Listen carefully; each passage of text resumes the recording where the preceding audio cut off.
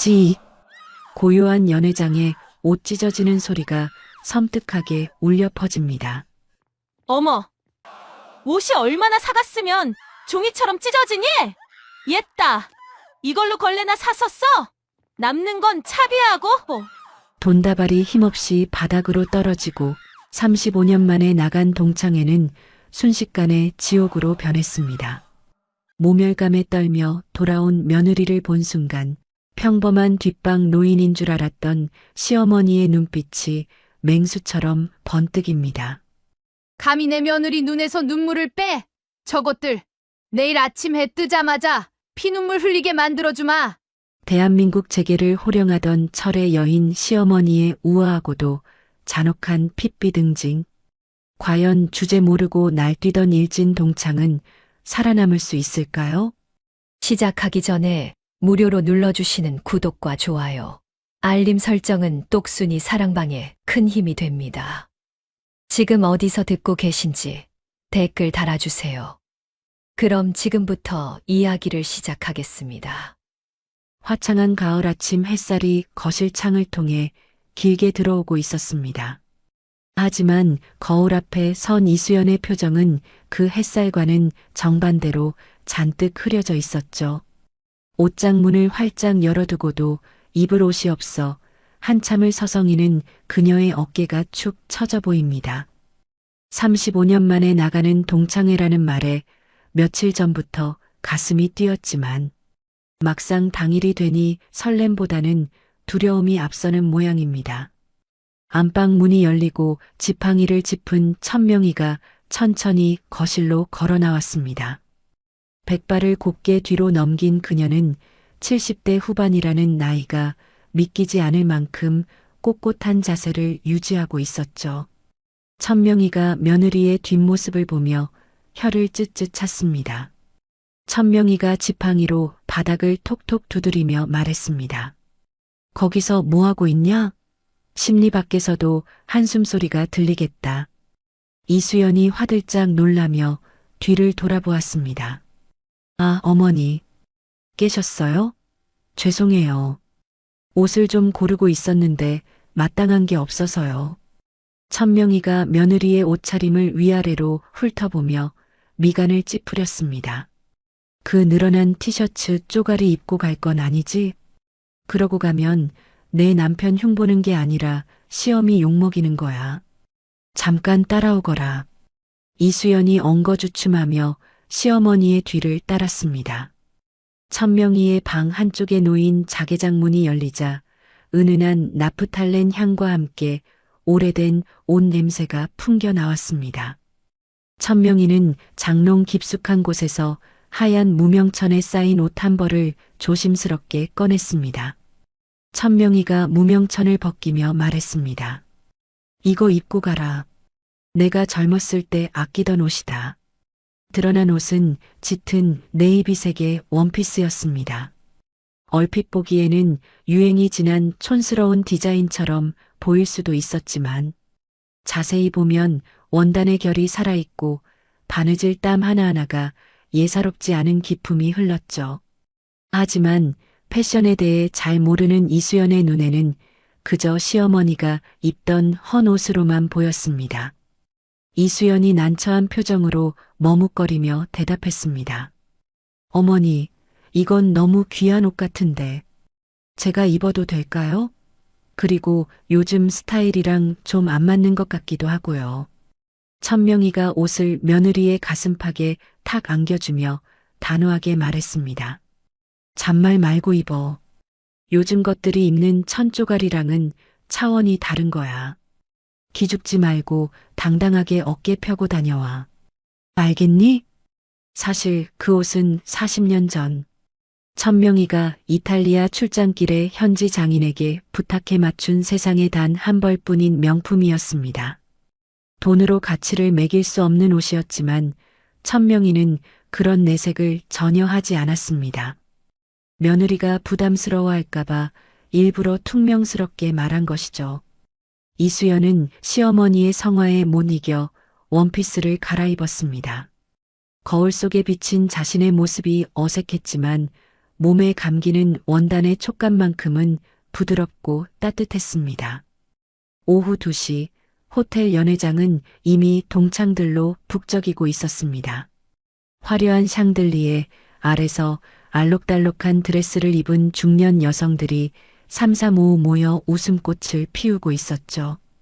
입구에 들어선 이수연은 압도적인 분위기에 눌려 잠시 주춤했습니다. 친구들의 손목과 목에는 번쩍이는 보석들이 감겨 있었고 테이블 위에는 명품 가방들이 줄지어 놓여 있었습니다. 이수연이 구석진 테이블을 찾아 조용히 앉으려는데 연회장 문이 벌컥 열리며 요란한 목소리가 들려왔습니다. 얘들아, 나왔어. 아이고, 차가 얼마나 막히는지 우리 기사가 고생 좀 했다니까. 온몸을 명품 로고로 휘감은 최미희가 등장했습니다. 그녀의 양손에는 쇼핑백이 들려 있었고 어깨에는 큼지막한 로고가 박힌 가방이 걸려 있었죠. 동창들의 시선이 일제히 최미희에게 쏠렸습니다. 한 동창이 최미희에게 다가가며 호들갑을 떨었습니다. 어머, 미희야. 너 더 예뻐졌다? 그 가방 이번 시즌 신상 아니니? 역시 사모님은 다르네. 최미희가 콧소리를 내며 거만하게 웃었습니다. 알아보네. 우리 그이가 이번에 사업 하나 크게 터뜨렸잖아. 기념으로 하나 뽑아줬지 뭐. 별거 아니야. 최미희는 테이블 중앙에 자신의 가방을 턱하니 올려놓고는 주변 친구들의 옷차림을 눈으로 후르기 시작했습니다. 마치 심사위원이라도 된 듯한 거만한 태도였죠. 그러다 구석에 앉아있는 이수연을 발견하고는 눈을 가늘게 떴습니다. 최미희가 이수연을 향해 또각또각 걸어가며 큰 소리로 외쳤습니다. 어머, 이게 누구야? 수연이 아니니? 세상에 살아있었구나. 난 또 죽은 줄 알았지. 연락도 안 되고 말이야. 이수연은 최미희의 목소리를 듣자마자 심장이 덜컥 내려앉는 것 같았습니다. 고등학교 시절 자신을 끈질기게 괴롭혔던 그 목소리였으니까요. 이수연이 자리에서 일어나 어색하게 웃으며 고개를 숙였습니다. 이수연이 떨리는 목소리로 대답했습니다. 미희야. 오랜만이다. 잘 지냈지?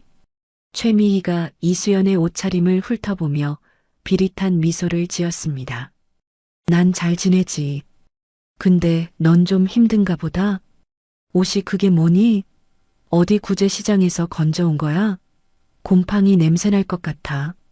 순간 주변이 조용해지며 모든 이목이 이수연에게 집중되었습니다. 이수연의 얼굴이 홍당무처럼 붉어졌습니다. 시어머니가 주신 귀한 옷이라고 생각하며 용기를 냈지만 최미희의 말 한마디에 초라한 헌옷이 되어버린 것 같았습니다. 이수연이 입술을 깨물며 작게 속삭였습니다. 아니야. 이거 시어머니가 선물해 주신 옷이야. 귀한 거야. 최미희가 와인 잔을 들고 이수연에게 바짝 다가서며 비아냥거렸습니다. 귀한 거? 시어머니가 너 싫어하나 보다. 이런 걸 입혀보내고. 요즘 도우미 아줌마들도 이렇게는 안 입어. 불쌍해서 어쩌니? 최미희는 들고 있던 레드와인 잔을 빙글빙글 돌리며 이수연의 코앞까지 들이밀었습니다. 이수연이 본능적으로 뒷걸음질 치려는 순간이었습니다. 최미희가 과장된 몸짓으로 비명을 질렀습니다. 어머! 붉은 와인이 이수연의 네이비색 원피스 위로 콸콸 쏟아졌습니다. 가슴팍부터 치맛자락까지 순식간에 검붉은 얼룩이 번져나갔죠. 이수연은 너무 놀라 비명도 지르지 못하고 굳어버렸습니다. 최미희가 입을 가리며 호들갑을 떨었습니다. 어머, 미안해서 어떡해. 내가 손이 미끄러졌네. 괜찮니? 아유, 냄새. 최미희는 테이블 위에 있던 냅킨을 거칠게 뽑아들더니 이수연의 가슴팍을 벅벅 문지르기 시작했습니다. 걱정해서 닦아주는 손길이 아니었습니다. 이수연은 수치심에 눈물이 핑 돌았습니다. 이수연이 최미희의 손을 밀어내며 말했습니다. 됐어, 하지 마. 내가 할게. 최미희가 눈을 부라리며 이수연의 손목을 쳐냈습니다. 가만히 있어봐. 내가 닦아준다잖아. 얼룩지면 안 된다고. 최미희는 억센 손으로 원피스의 어깨 부분을 움켜쥐었습니다. 그러고는 냅킨으로 닦는 척하며 양손에 힘을 꽉 주었죠. 지익! 날카로운 파열음이 연회장에 울려 퍼졌습니다.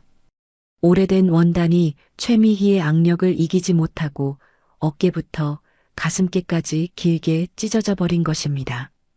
하얀 속옷끈이 훤히 드러났습니다. 정적이 흘렀습니다. 동창들은 숨을 죽인 채 그 광경을 지켜만 보고 있었습니다. 이수연은 찢어진 옷자락을 부여잡고 파르르 떨었습니다. 최미희가 찢어진 옷 조각을 손가락으로 튕기며 피식 웃었습니다. 어머나, 옷이 얼마나 사갔으면 종이처럼 찢어지니? 내 손톱만 스쳤는데 이러네. 역시 싸구려는 어쩔 수 없나 봐. 이수연이 울먹이며 소리쳤습니다. 너 일부러 그런 거지? 어떻게 이럴 수가 있어? 최미희가 지갑을 열더니 5만 원권 지폐 몇 장을 꺼내 이수연의 얼굴을 향해 획 뿌렸습니다. 지폐들이 꽃잎처럼 팔랑거리며 이수연의 머리 위로, 젖은 옷 위로, 그리고 바닥으로 떨어졌습니다. 최미희가 팔짱을 끼며 싸늘하게 말했습니다. 일부러라니?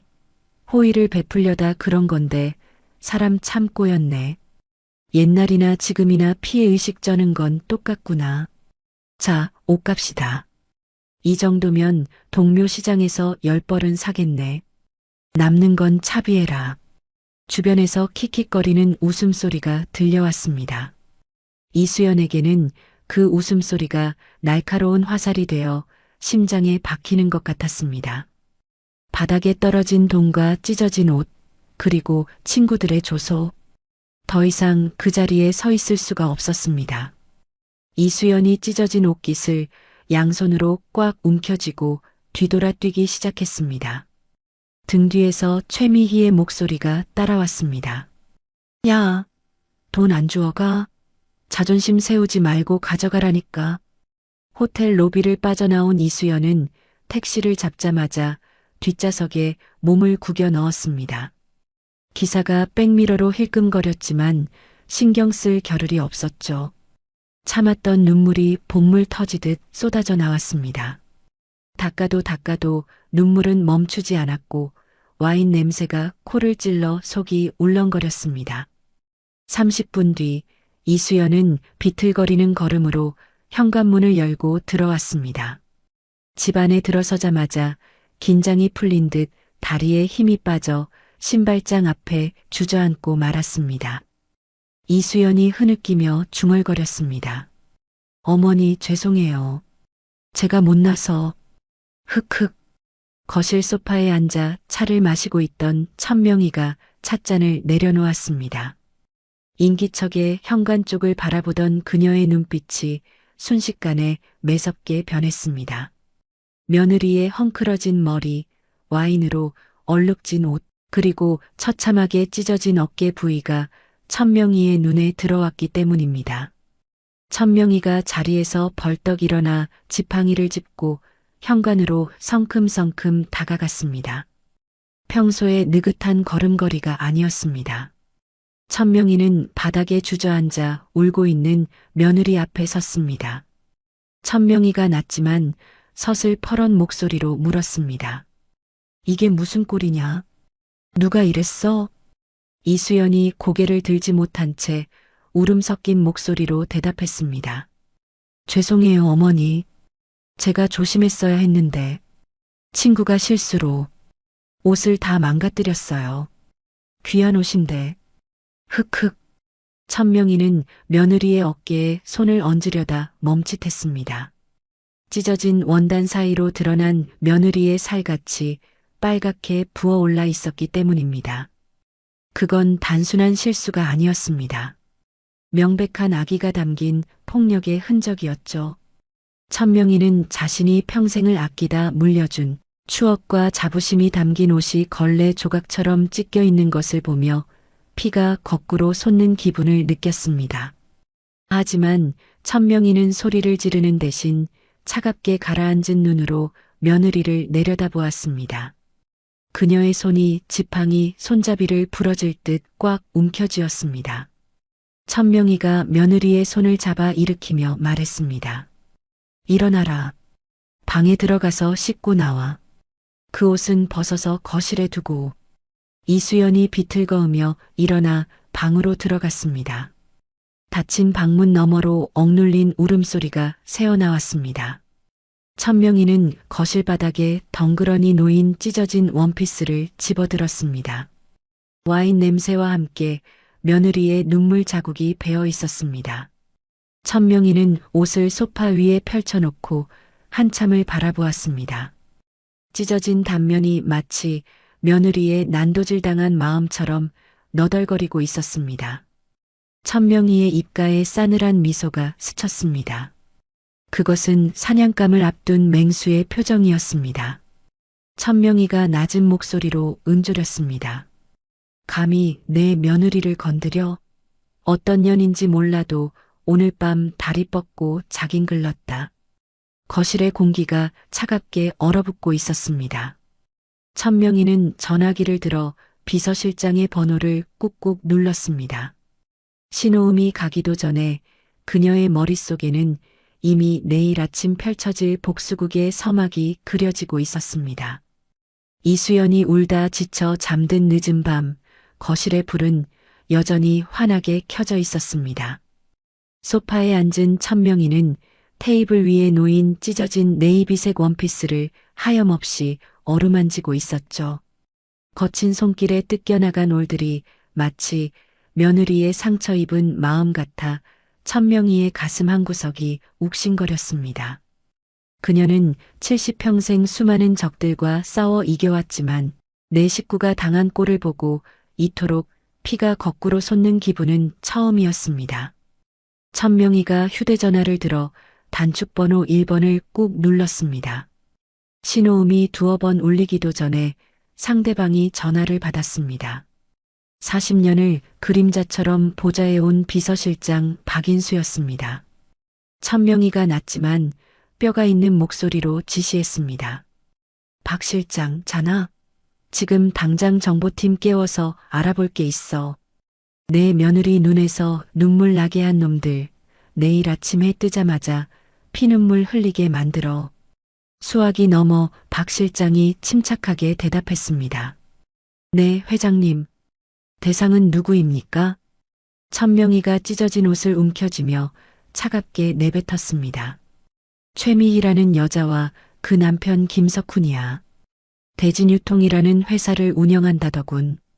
우리 그룹 하청업체 명단에 있는지부터 확인해. 그리고 그놈들 숨통을 어떻게 조여야 가장 고통스러울지 아주 상세한 계획표를 짜서 아침 식탁에 올려놔. 전화를 끄는 천명희의 눈빛이 어둠 속에서 형형하게 빛났습니다. 그녀는 찢어진 원피스를 곱게 개어 무명천에 다시 싸놓고는 지팡이를 짚고 일어섰습니다. 다음 날 아침 9시 대진유통 사장실 문이 쾅 하고 열렸습니다. 술이 덜 깬 김석훈이 붉게 충혈된 눈을 비비며 들어왔죠. 그는 어제 아내 최미희가 동창회에서 길을 펴고 왔다며 기분이 좋아 마신 술 때문에 머리가 깨질 듯 아팠습니다. 김석훈이 비서를 향해 소리를 질렀습니다. 미스 김, 꿀물 좀 타와. 아우, 속 쓰려. 김석훈이 의자에 털썩 주저앉아 넥타이를 느슨하게 풀었습니다. 그때 책상 위에 놓인 유선 전화기가 요란하게 울려댔습니다. 발신자를 확인한 김석훈의 입가에 비굴한 미소가 번졌습니다. 주거래 은행 지점장이었습니다. 김석훈이 수화기를 두 손으로 공손히 받으며 말했습니다. 아이고, 지점장님. 안 그래도 제가 점심이나 한번 모시려고 했는데 말입니다. 하지만 수화기 너머에서 들려오는 목소리는 김석훈의 예상과 전혀 달랐습니다. 지점장의 목소리는 냉랭하다 못해 살벌하기까지 했죠. 김석훈의 표정이 순식간에 굳어졌습니다. 김석훈이 당황하여 말을 더듬었습니다.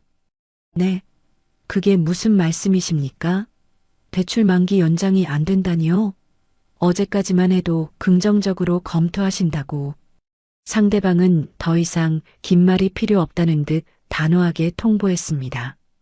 오늘 내로 원금의 30%를 상환하지 않으면 즉시 가압류 절차에 들어가겠다는 말이었습니다. 김석훈이 자리에서 벌떡 일어나 소리쳤습니다. 아니, 지점장님, 갑자기 이러시는 법이 어디 있습니까? 우리 회사가 지금 자금 사정이 얼마나 좋은데. 여보세요? 여보세요? 뚜뚜거리는 신호음만이 끊어진 전화를 대신했습니다. 김석훈이 수화기를 전화기에 거칠게 내동댕이 쳤습니다. 이게 무슨 날벼락인가 싶어 멍하니 서 있는데 사장실 문이 다시 한번 열리며 경리부장이 사색이 된 얼굴로 뛰어들어왔습니다. 경리부장이 숨을 헐떡이며 보고했습니다. 사장님, 큰일 났습니다. 국세청에서 세무조사 사전 통지서가 날아왔습니다. 그리고 지금 주요 납품처들에서 일방적으로 계약 보류 통보가 오고 있습니다. 물건을 싣고 나간 트럭들도 다시 회사로 돌아오고 있답니다. 김석훈이 믿을 수 없다는 듯 눈을 크게 떴습니다. 뭐? 국세청? 납품 보류? 너 지금 장난해? 경리부장이 울상을 지으며 대답했습니다. 장난 아닙니다. 저도 영문을 모르겠습니다. 갑자기 모든 거래처가 약속이라도 한 듯이 김석훈은 다리에 힘이 풀려 의자에 주저앉고 말았습니다. 식은땀이 등줄기를 타고 흘러내렸습니다. 어제까지만 해도 세상 무서울 게 없었는데 하루아침에 회사가 공중분해될 위기에 처한 것입니다. 그는 떨리는 손으로 담배를 꺼내 물었지만 라이터를 켤 수조차 없었습니다. 같은 시각 백화점 VIP 라운지 입구에서는 또 다른 소동이 벌어지고 있었습니다. 최미희가 잔뜩 화가 난 얼굴로 직원에게 삿대질을 해대고 있었죠. 그녀는 어제 동창회에서 수연을 짓밟아준 쾌감에 젖어 오늘은 친구들에게 커피나 한 잔 사며 무용담을 늘어놓을 작정이었습니다. 최미희가 직원의 가슴팍을 핸드백으로 툭툭 치며 따졌습니다. 이게 미쳤나? 내가 누군지 몰라? 나 여기 다이아몬드 회원이야. 어제도 내가 여기서 가방을 샀는데 못 들어가다니 그게 무슨 소리야? 단정한 유니폼을 입은 직원이 고개를 숙였지만 그녀의 태도는 단호했습니다. 죄송합니다, 고객님. 오늘 본사에서 내려온 지침에 따라 고객님의 등급이 조정되었습니다. 현재 등급으로는 라운지 이용이 불가능하십니다. 최미희가 기가 막힌다는 듯 코웃음을 쳤습니다. 등급 조정? 내가 쓴 돈이 얼마인데. 등급이 떨어져? 너 내가 컴플레인 걸면 여기서 바로 잘리는 거 몰라? 당장 매니저 나오라고 해. 주변을 지나던 쇼핑객들이 웅성거리며 쳐다보았지만 최미희는 아랑곳하지 않았습니다. 그때 안쪽에서 매니저가 급히 걸어 나왔습니다. 최미희는 구세주라도 만난 듯 반가운 표정을 지었습니다.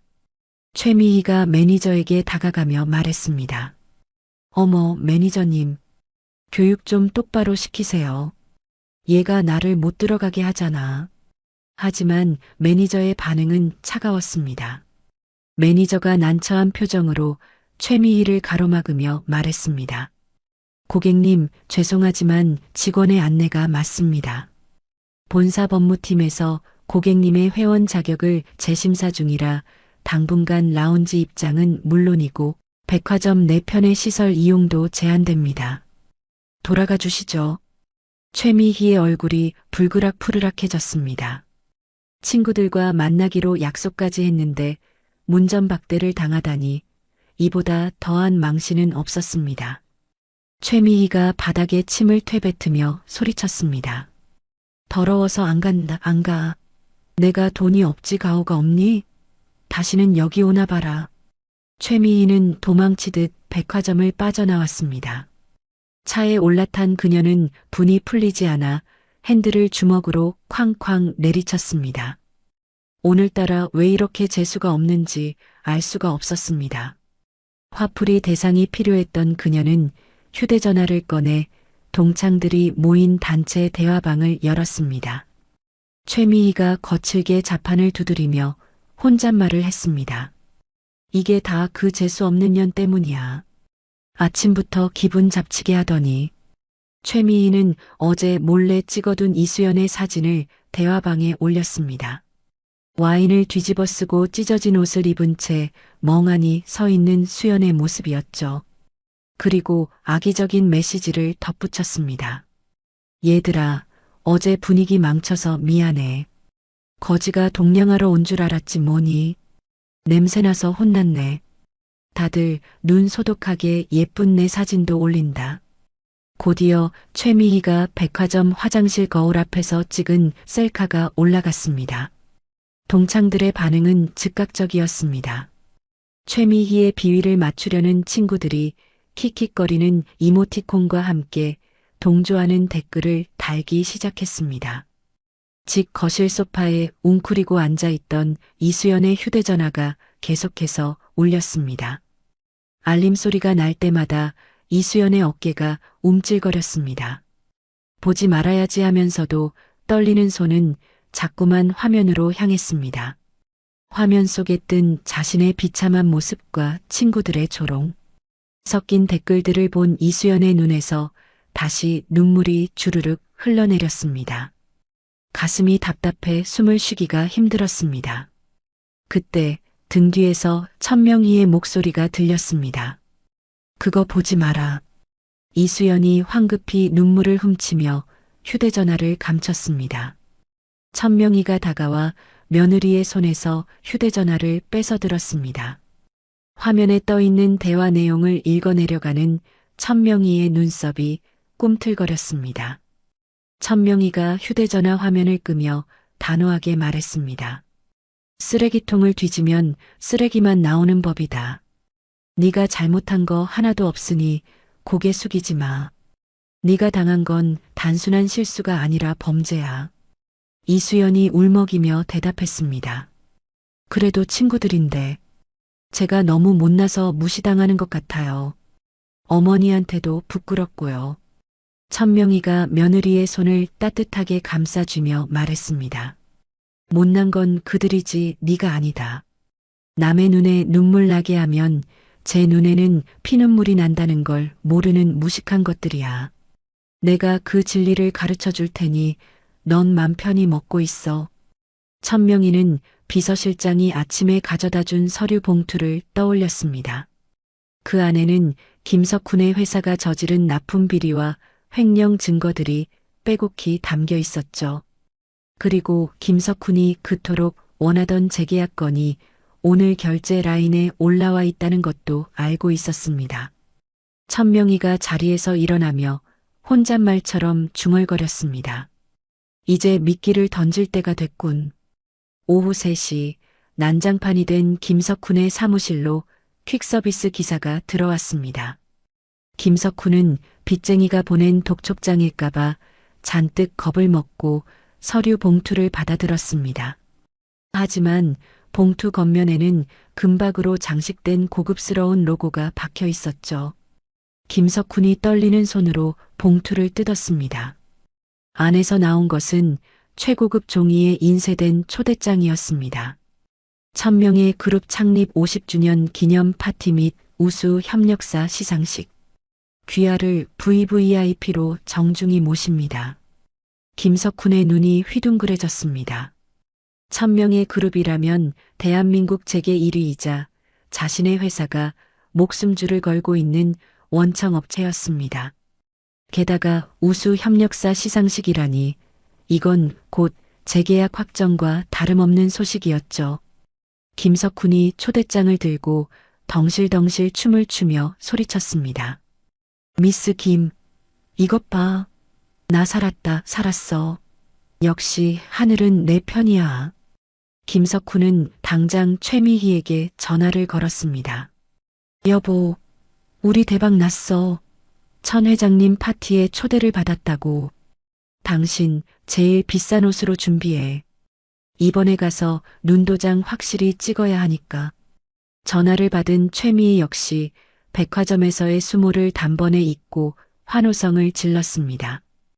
그 초대장이 지옥으로 가는 급행 티켓이라는 사실은 꿈에도 모른 채 부부는 다가올 파티 생각에 들떠 샴페인을 터뜨릴 준비를 하고 있었습니다. 그 시각 천명희는 서재 창가에 서서 붉게 물드는 저녁 노을을 바라보며 싸늘하게 웃고 있었습니다.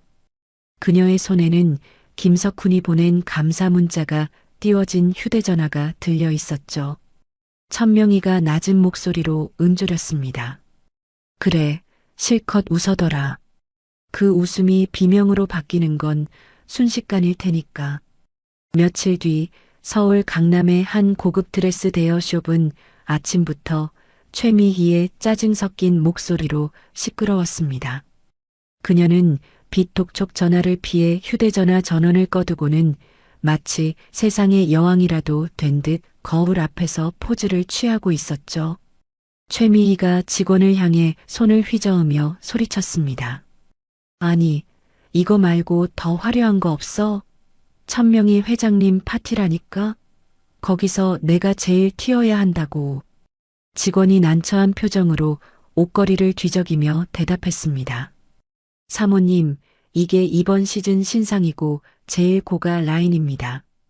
대여료만 1,000만 원이 넘는데요.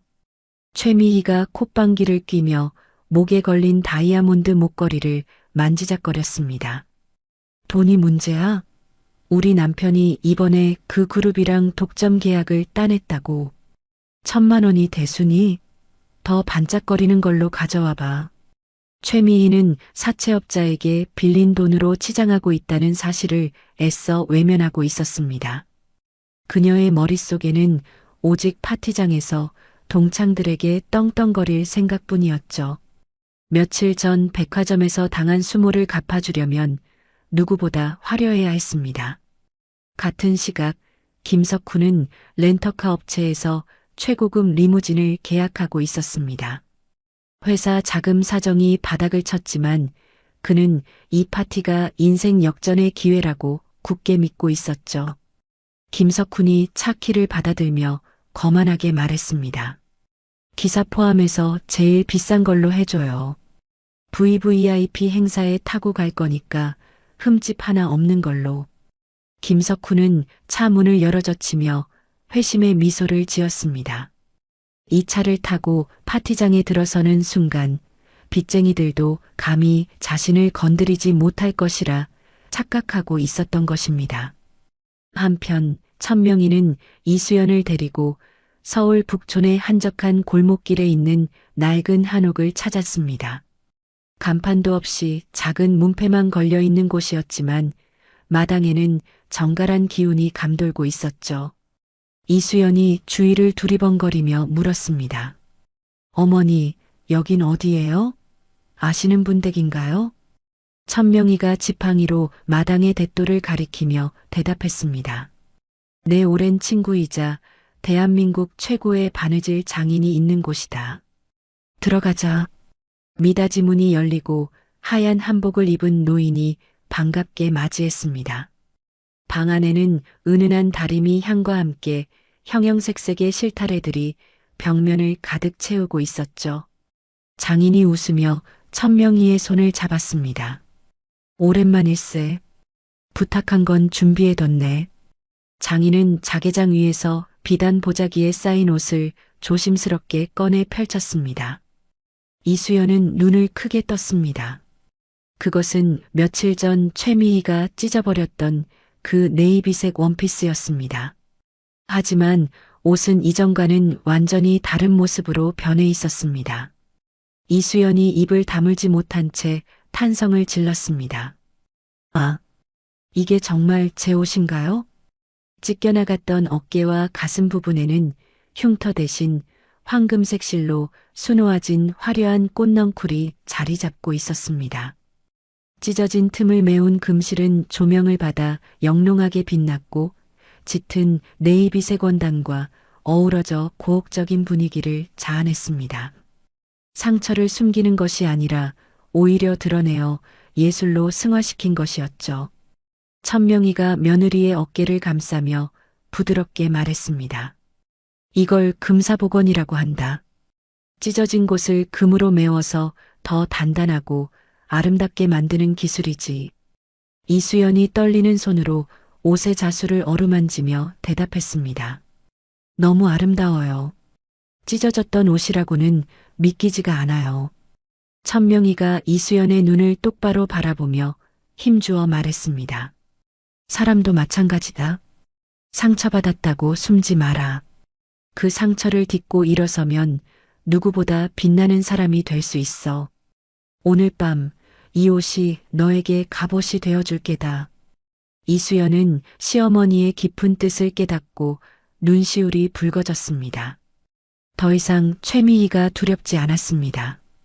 이 옷을 입고 당당하게 세상 앞에 서고 싶다는 용기가 샘솟았습니다. 파티 당일 저녁 도심의 특급 호텔 앞은 고급 승용차들의 행렬로 장사진을 이루고 있었습니다. 입구에는 레드카펫이 깔려 있었고 수많은 기자와 정재계 인사들이 북적였습니다.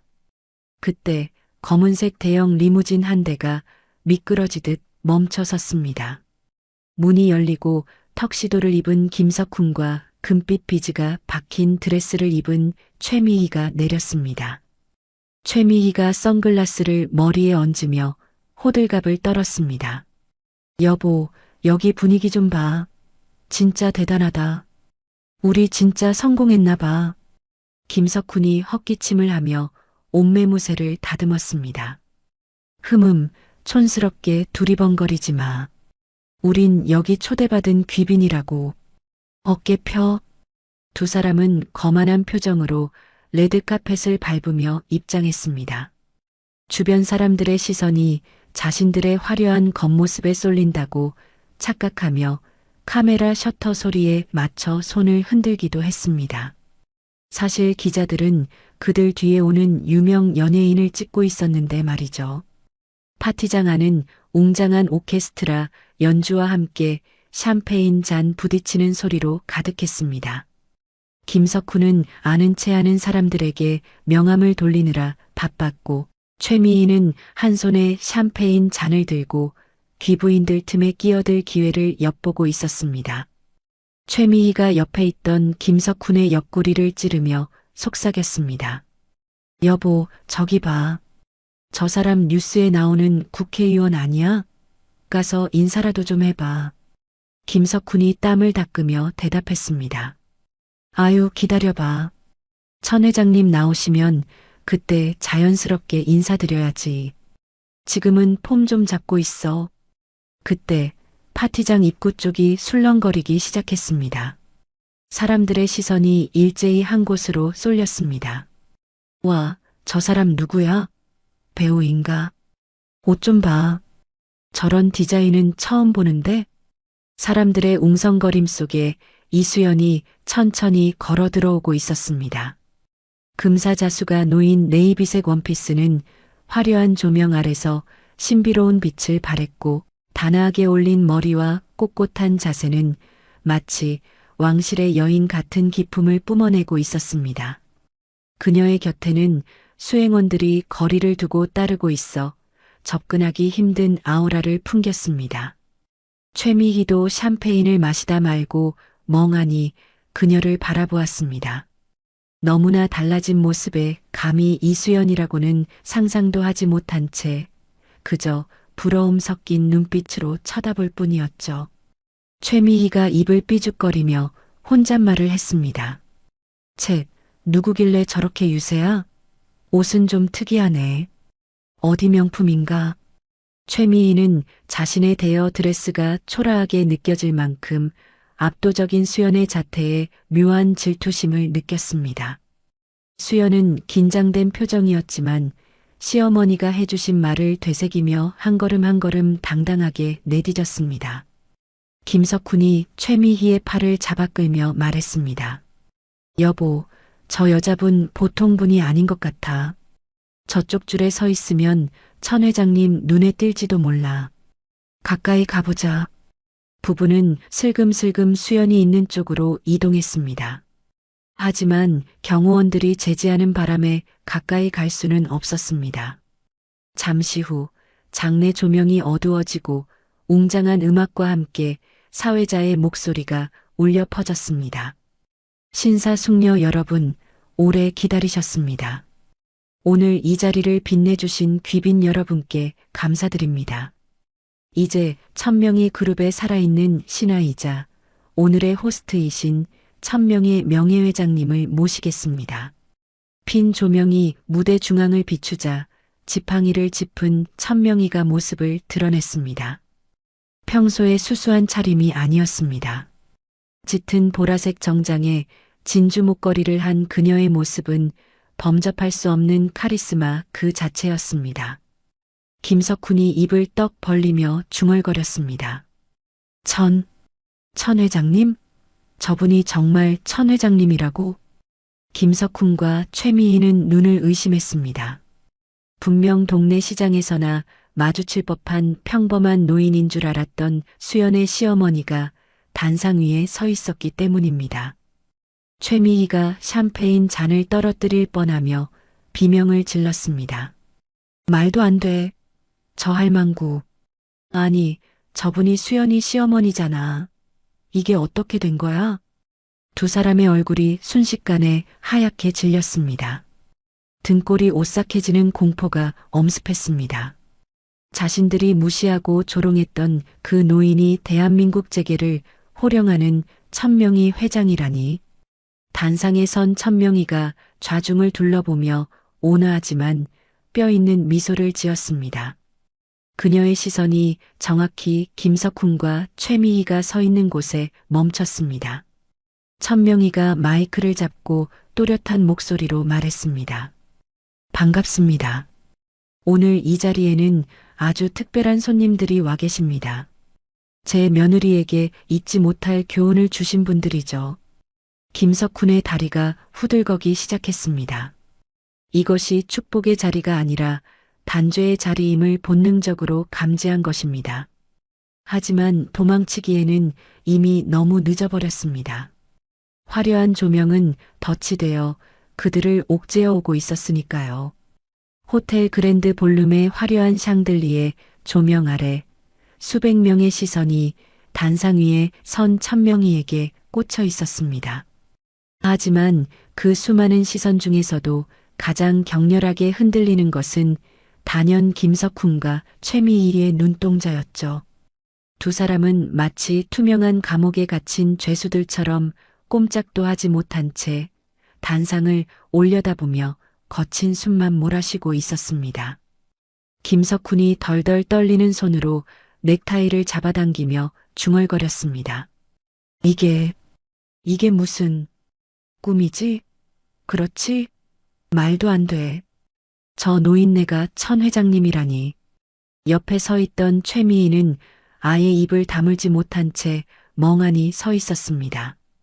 며칠 전 자신이 바닥에 돈을 뿌리며 모욕했던 그 힘없는 노인이 지금 대한민국 재계 서열 1위에 거물러서 자신들을 내려다보고 있다는 사실이 도저히 현실로 받아들여지지 않았으니까요.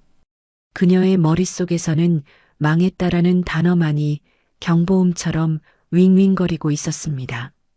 단상에 선 1000명이가 마이크를 잡고 좌중을 향해 여유로운 미소를 지어 보였습니다. 그녀의 눈빛은 온화해 보였지만 그 속에 담긴 서슬퍼런 칼날은 정확히 김석훈 부부를 겨냥하고 있었죠. 1000명이가 차분하고 힘있는 목소리로 말했습니다. 여러분, 오늘 저는 아주 기쁜 마음으로 이 자리에 섰습니다. 우리 그룹이 지난 50년간 걸어온 길을 자축하는 자리이기도 하지만 무엇보다 제 남은 생을 걸고 키워낸 그리고 앞으로 우리 재단을 이끌어갈 제 유일한 후계자를 여러분께 소개하는 날이기 때문입니다. 장내가 술렁이기 시작했습니다. 그동안 천명의 회장의 후계 구도에 대해서는 수많은 추측이 난무했지만 단 한 번도 공식적으로 언급된 적이 없었기 때문입니다. 기자들이 플래시를 터뜨릴 준비를 하며 카메라 렌즈를 단상으로 고정했습니다. 천명희가 무대 오른쪽을 향해 손을 뻗으며 외쳤습니다. 나오시지요. 제 자랑스러운 며느리이자 천명재단의 차기 이사장인 이수연님입니다. 웅장한 오케스트라의 선율이 울려 퍼지고 스포트라이트가 무대 입구를 비췄습니다. 그리고 그 빛 속에서 이수연이 천천히 걸어 나왔습니다. 사람들의 입에서 탄성이 터져 나왔습니다. 와, 정말 아름답다. 저 드레스 좀 봐. 마치 예술 작품 같잖아. 이수연이 입고 있는 네이비색 원피스는 조명을 받을 때마다 황금빛 자수가 물결치듯 반짝였습니다. 며칠 전 최미희가 찢어놓았던 흉터는 온데간데였고 그 자리에 피어난 금빛 꽃넝쿨이 이수연의 얼굴을 더욱 고귀하게 밝혀주고 있었죠. 수연은 긴장으로 심장이 터질 것 같았지만 시어머니가 가르쳐준 대로 허리를 꼿꼿이 세우고 당당하게 걸음을 옮겼습니다. 그 모습을 본 최미희의 다리가 풀려 휘청거렸습니다. 옆에 있던 김석훈이 급히 아내의 팔을 잡지 않았다면 그대로 바닥에 주저앉았을지도 모를 정도였죠. 최미희가 파랗게 질린 입술로 더듬거렸습니다. 내가 찢은 건데. 분명히 걸레 조각이 됐었는데. 김석훈이 아내의 팔을 으스러져라 쥐며 씩씩거렸습니다. 닥쳐. 지금 옷이 문제야? 네가 건드린 사람이 천 회장 며느리라고. 우린 다 죽었어. 이 멍청한 여편네야. 이수연이 천명희의 옆에 서자 두 여인의 모습은 마치 한 폭의 그림처럼 조화를 이루었습니다. 노련한 제왕과 새로운 여왕의 만남 같았죠. 천명희는 며느리의 손을 꼭 잡고 따뜻한 눈빛을 보냈습니다. 천명희가 마이크를 다시 잡고 청중을 향해 말했습니다. 제 며느리가 입고 있는 이 옷 참 아름답지 않습니까? 사실 이 옷에는 특별한 사연이 있습니다. 며칠 전 아주 몰상식한 사람의 손에 의해 이 옷이 갈기갈기 찢어지는 일이 있었습니다. 장내에 충격적인 침묵이 흘렀습니다. 사람들은 서로 얼굴을 마주보며 수군거리기 시작했습니다. 천 회장의 며느리에게 그런 짓을 한 간 큰 사람이 도대체 누구냐는 표정들이었죠. 천명희가 말을 이었습니다. 하지만 그 덕분에 우리는 깨달았습니다. 상처는 흉터가 아니라 더 단단하고 아름다운 무늬가 될 수 있다는 것을요. 그래서 저는 오늘 이 귀한 깨달음을 준 분들에게 감사를 표하고 싶습니다. 천명희의 시선이 다시 한번 김석훈과 최미희를 향해 꽂혔습니다. 김석훈은 숨이 턱 막히는 기분을 느끼며 고개를 푹 숙였습니다. 쥐구멍이라도 있다면 당장이라도 숨고 싶은 심정이었습니다. 하지만 천명희는 그들을 놓아줄 생각이 전혀 없었습니다. 오늘 이 자리에 그 주인공들이 와 계십니다. 대진유통 김석훈 사장님, 그리고 최미희 여사님. 앞으로 나와주시겠습니까? 사회자가 당황하며 큐시트를 확인했지만 천명희의 즉흥적인 지시에 따를 수밖에 없었습니다. 스포트라이트가 관중석 구석에 숨어있던 김석훈 부부를 비췄습니다. 강렬한 빛에 노출된 두 사람의 얼굴은 공포와 당혹감으로 일그러져 있었습니다. 주변 사람들이 길을 터주며 두 사람을 쳐다보았습니다. 박수 소리 대신 의아함 섞인 웅성거림이 파티장을 가득 메웠습니다. 김석훈이 억지 미소를 지으며 비틀비틀 단상 쪽으로 걸어나갔습니다. 최미희는 마치 도살장에 끌려가는 소처럼 남편의 등에 떠밀려 발을 질질 끌며 따라갔죠. 단상 아래 도착한 두 사람은 감히 위를 쳐다보지도 못한 채 부들부들 떨고 있었습니다. 천명희가 우아하게 손짓하며 말했습니다. 올라오세요. 우리 그룹의 우수 협력사 후보이시지 않습니까? 김석훈이 네 발로 기어가듯 계단을 올라 단상에 섰습니다. 최미희도 하이힐 굽이 꺾이는 줄도 모르고 허겁지겁 뒤를 따랐습니다. 수백 명의 시선과 카메라 플래시가 두 사람에게 집중되었습니다. 하지만 그것은 영광의 빛이 아니라 공개 처형의 서치라이트였습니다. 천명희가 김석훈에게 마이크를 건네는 척하다가 다시 거두며 물었습니다. 김 사장님, 며칠 전에 제 며느리 옷을 찢어주신 분이 부인이시라죠? 덕분에 옷이 이렇게 훌륭하게 다시 태어났습니다. 수선비라도 넉넉히 주셨다고 들었는데 맞습니까? 김석훈이 땀을 비오듯 흘리며 허리를 90도로 숙였습니다. 회장님, 그게 죽을 죄를 지었습니다. 제 아내가 눈이 삐어서, 아니, 실수를 해서 그만. 천명희가 차갑게 말을 잘랐습니다. 실수라. 와인을 붓고 옷을 잡아 뜯은 게 실수입니까? 그리고 5만 원권 지폐를 사람 얼굴에 뿌린 것도 실수였고요. 그 말이 떨어지자마자 객석에서 뭐라고? 저 사람들 미친 거 아니야? 라는 비난 섞인 야유가 터져나왔습니다.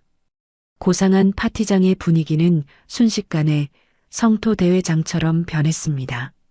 최미희는 너무 놀라 숨도 제대로 쉬지 못하고 끄끄거렸습니다.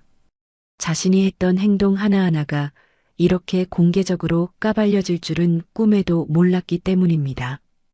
그녀는 고개를 들어 이수연을 쳐다보았습니다. 수연은 무표정한 얼굴로 그녀를 내려다보고 있었습니다. 이수연이 한 걸음 앞으로 나와 마이크를 잡았습니다. 그녀의 목소리는 떨리지 않았습니다. 오히려 그 어느 때보다 단단하고 울림이 있었습니다. 이수연이 최미희를 똑바로 응시하며 말했습니다. 최미애 씨, 기억나니? 네가 나한테 그랬지. 돈 주면 다 되는 거 아니냐고. 낡은 옷 찢어진 게 뭐 대수냐고. 최미희가 입술을 달달 떨며 기어들어가는 목소리로 대답했습니다. 수연아, 내가 잘못했어. 난 정말 네가. 이수연이 최미희의 말을 끊으며 단호하게 쏘아붙였습니다. 네가 찢은 건 옷이 아니었어. 내 자존심이었고 우리 어머니의 추억이었어. 하지만 이제 알겠어. 품격은 돈으로 살 수 없다는 걸. 너는 온몸을 명품으로 감았어도 내 마음은 여전히 누더기라는 걸 말이야. 이수연의 사이다 같은 일갈에 객석에서 우레와 같은 박수가 터져나왔습니다. 최미희는 수치심에 얼굴이 홍당무처럼 붉어져 고개를 들 수 없었습니다. 화려한 드레스와 보석들도 지금 이 순간만큼은 그녀의 초라함을 가려주지 못했습니다. 천명희가 다시 마이크를 잡고 마무리 일격을 가했습니다. 김석훈 사장님, 사업가는 신용이 생명입니다. 가족 간속 하나 제대로 못하고 남에게 함부로 대하는 사람과 어떻게 100년 대계를 논하겠습니까? 대진유통과의 재계약건은 김석훈이 바닥에 무릎을 꿇으며 애원했습니다. 회장님, 제발 한 번만 봐주십시오. 시키는 건 뭐든지 하겠습니다. 제발 계약만은. 천명희가 싸늘한 눈빛으로 김석훈을 내려다보며 말했습니다. 내일 법무팀과 이야기하세요. 아, 참. 위약금과 손해배상 청구서도 곧 도착할 테니 준비 단단히 하시는 게 좋을 겁니다. 경호원, 이분들 모셔나가세요. 파티 물 흐르겠습니다. 대기하고 있던 건장한 경호원들이 단상으로 올라와 김석훈과 최미희의 양팔을 붙잡았습니다. 김석훈은 끌려나가면서도 회장님 하고 울부짖었고 최미희는 다리가 풀려 질질 끌려나가다시피 했습니다. 두 사람이 파티장 밖으로 쫓겨나자 장내에는 다시 평화가 찾아왔습니다.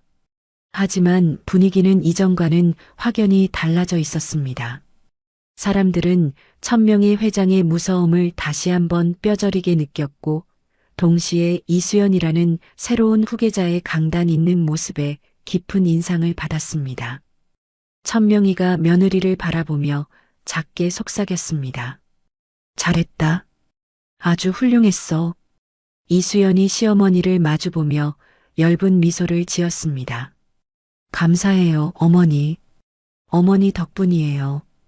파티장 밖으로 쫓겨난 김석훈과 최미희는 차가운 밤 공기 속에 내동댕이 쳐졌습니다. 호텔 정문 앞 아스팔트 바닥에 주저앉은 두 사람의 몰골은 처참하기 그지없었습니다.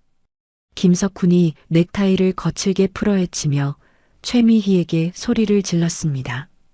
야, 너 때문에 내 인생 다 망쳤어. 너 도대체 학교 다닐 때 무슨 짓을 하고 다닌 거야? 최미희가 헝클어진 머리를 감싸쥐며 울먹였습니다. 내가 알았냐고. 걔가 그렇게 될 줄 내가 어떻게 알아. 당신도 나한테 잘했다고 했잖아. 기 펴고 살라며. 김석훈이 손을 들어 최미희를 때릴 듯 위협하다가 허공에 주먹질을 해댔습니다. 아, 진짜 미치겠네. 내일 당장 회사 문 닫게 생겼는데 지금 그게 할 소리야? 너 당장 가서 수연이 바짓가랑이라도 잡고 빌어. 안 그러면 우리 다 죽는다고. 최미희는 바닥에 주저앉아 엉엉 울기 시작했습니다. 지나가던 사람들이 혀를 차며 쳐다보았지만 그녀에게는 그런 시선조차 느낄 여유가 없었습니다. 후회는 언제나 늦게 찾아오는 법이었습니다. 화려했던 금빛 드레스는 이제 흙바닥에 뒹구는 거적대기처럼 보일 뿐이었습니다. 그 시각 파티장 안에서는 이수연이 수많은 정재계 인사들의 축하를 받으며 건배 제의를 하고 있었습니다.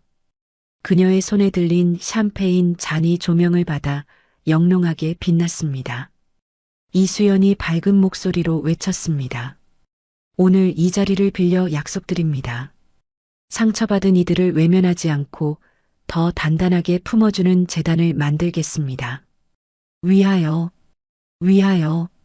사람들의 함성과 함께 샴페인 잔 부딪히는 소리가 경쾌하게 울려 퍼졌습니다. 이수연은 창가에 비친 자신의 모습을 바라보았습니다. 더 이상 쭈그리고 앉아 울던 과거의 이수연은 없었습니다. 금실로 꿰맨 상처가 그녀를 지탱하는 가장 튼튼한 뼈대가 되어주고 있었으니까요. 천명희는 뒤에서 흐뭇한 표정으로 며느리를 지켜보고 있었습니다. 하지만 그녀의 머릿속에는 아직 끝나지 않은 계획이 남아 있었습니다. 공개적인 망신은 시작에 불과했습니다. 진짜 파멸은 이제부터 시작될 테니까요. 화려했던 파티가 끝나고 날이 밝았습니다. 하지만 김석훈에게 찾아온 아침은 희망찬 시작이 아니라 지옥의 개막이었습니다. 서울 외곽에 위치한 대진유통 사무실은 그야말로 아수라장이 되어 있었습니다. 파란 박스를 든 검찰 수사관들과 국세청 직원들이 들이닥쳐 서류란 서류는 모조리 쓸어 담고 있었으니까요. 김석훈이 수사관의 팔을 붙잡고 애원했습니다. 아니, 선생님, 이게 무슨 날벼락입니까? 저희가 뭘 그렇게 잘못했다고 압수수색까지 하십니까? 영장 있으세요? 네. 수사관이 김석훈의 손을 거칠게 뿌리치며 영장을 코앞에 들이밀었습니다. 여기 있습니다. 횡령, 배임, 탈세, 그리고 불공정 거래 혐의입니다. 김석훈 씨는 지금부터 회사 자산에 손끝 하나 댈 수 없습니다. 비키세요. 김석훈이 털썩 주저앉으며 넥타이를 잡아 뜯었습니다. 사무실 전화기는 빗발치는 독촉 전화로 쉴 새 없이 울려댔고 직원들은 짐을 챙겨 도망치듯 회사를 빠져나가고 있었습니다. 그때 팩스 기계에서 종이 한 장이 툭 떨어졌습니다.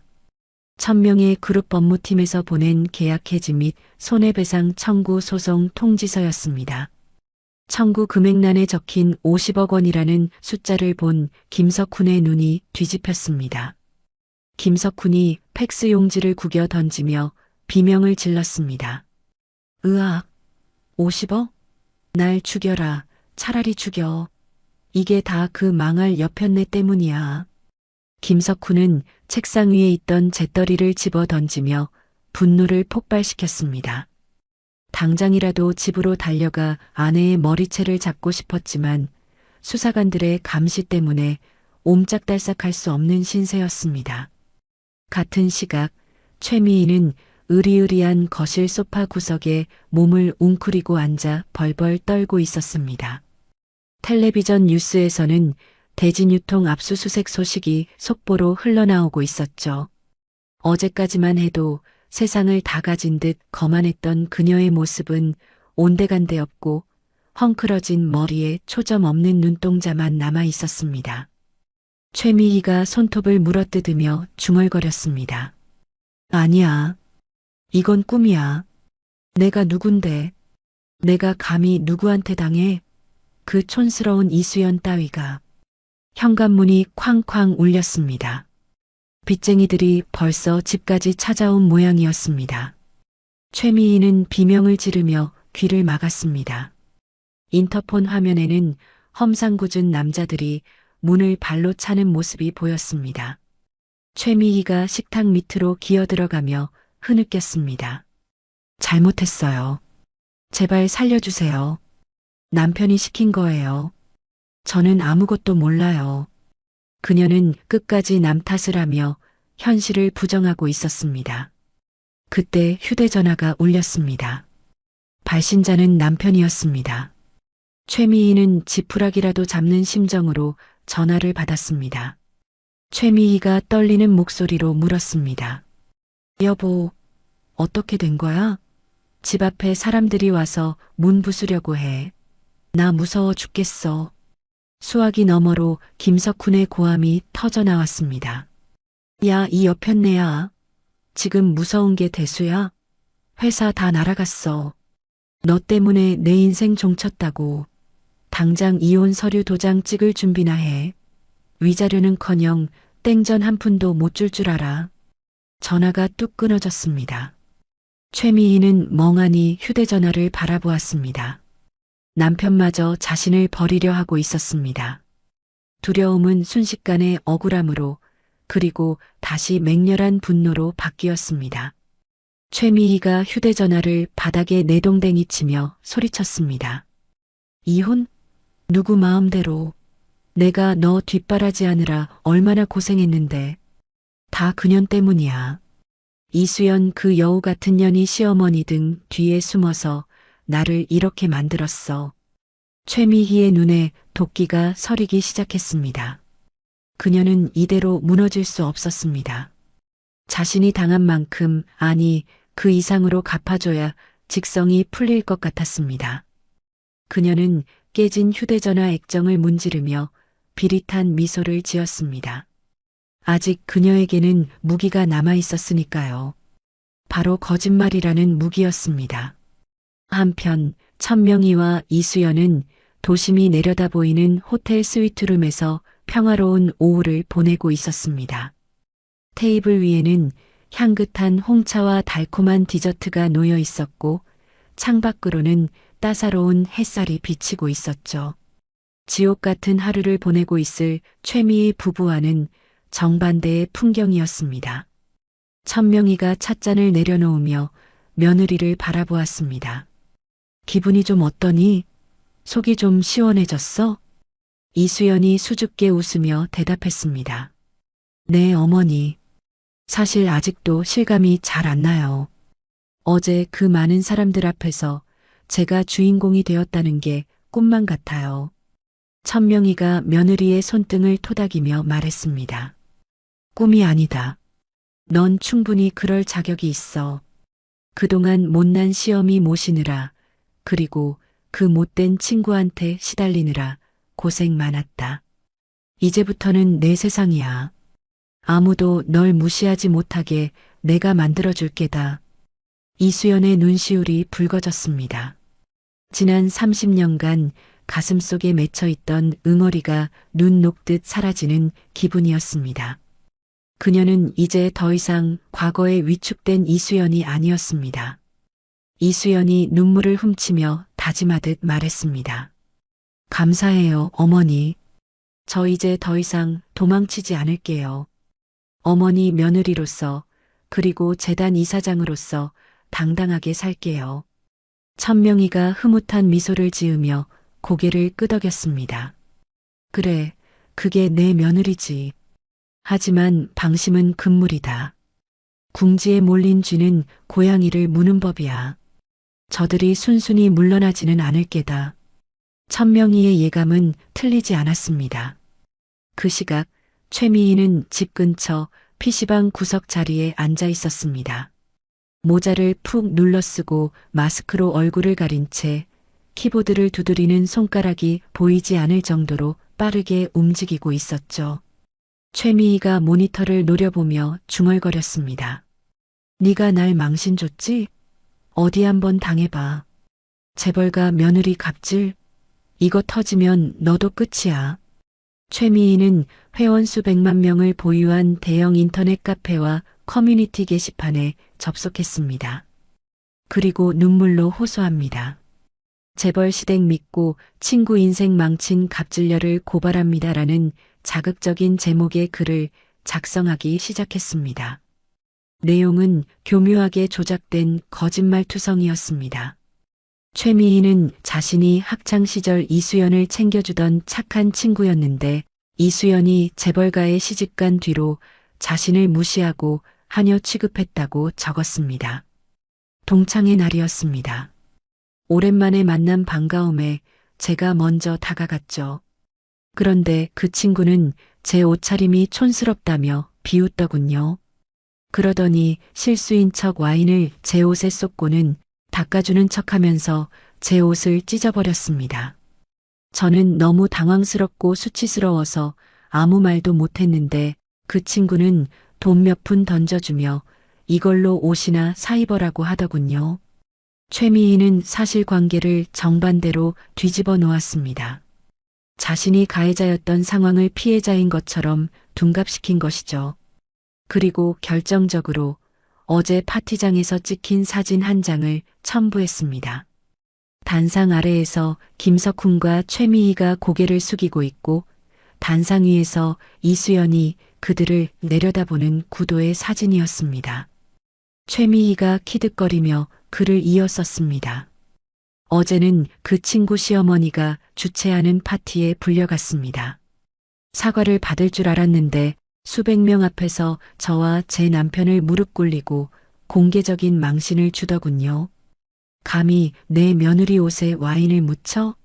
라며 협박까지 했습니다. 저희 남편 회사는 그 집안 말 한마디에 하루아침에 망하게 생겼습니다. 여러분, 돈 없고 힘없는 서민은 이렇게 당하고만 살아야 합니까? 글을 다 쓴 최미희는 등록 버튼을 눌렀습니다. 심장이 쿵쾅거렸습니다.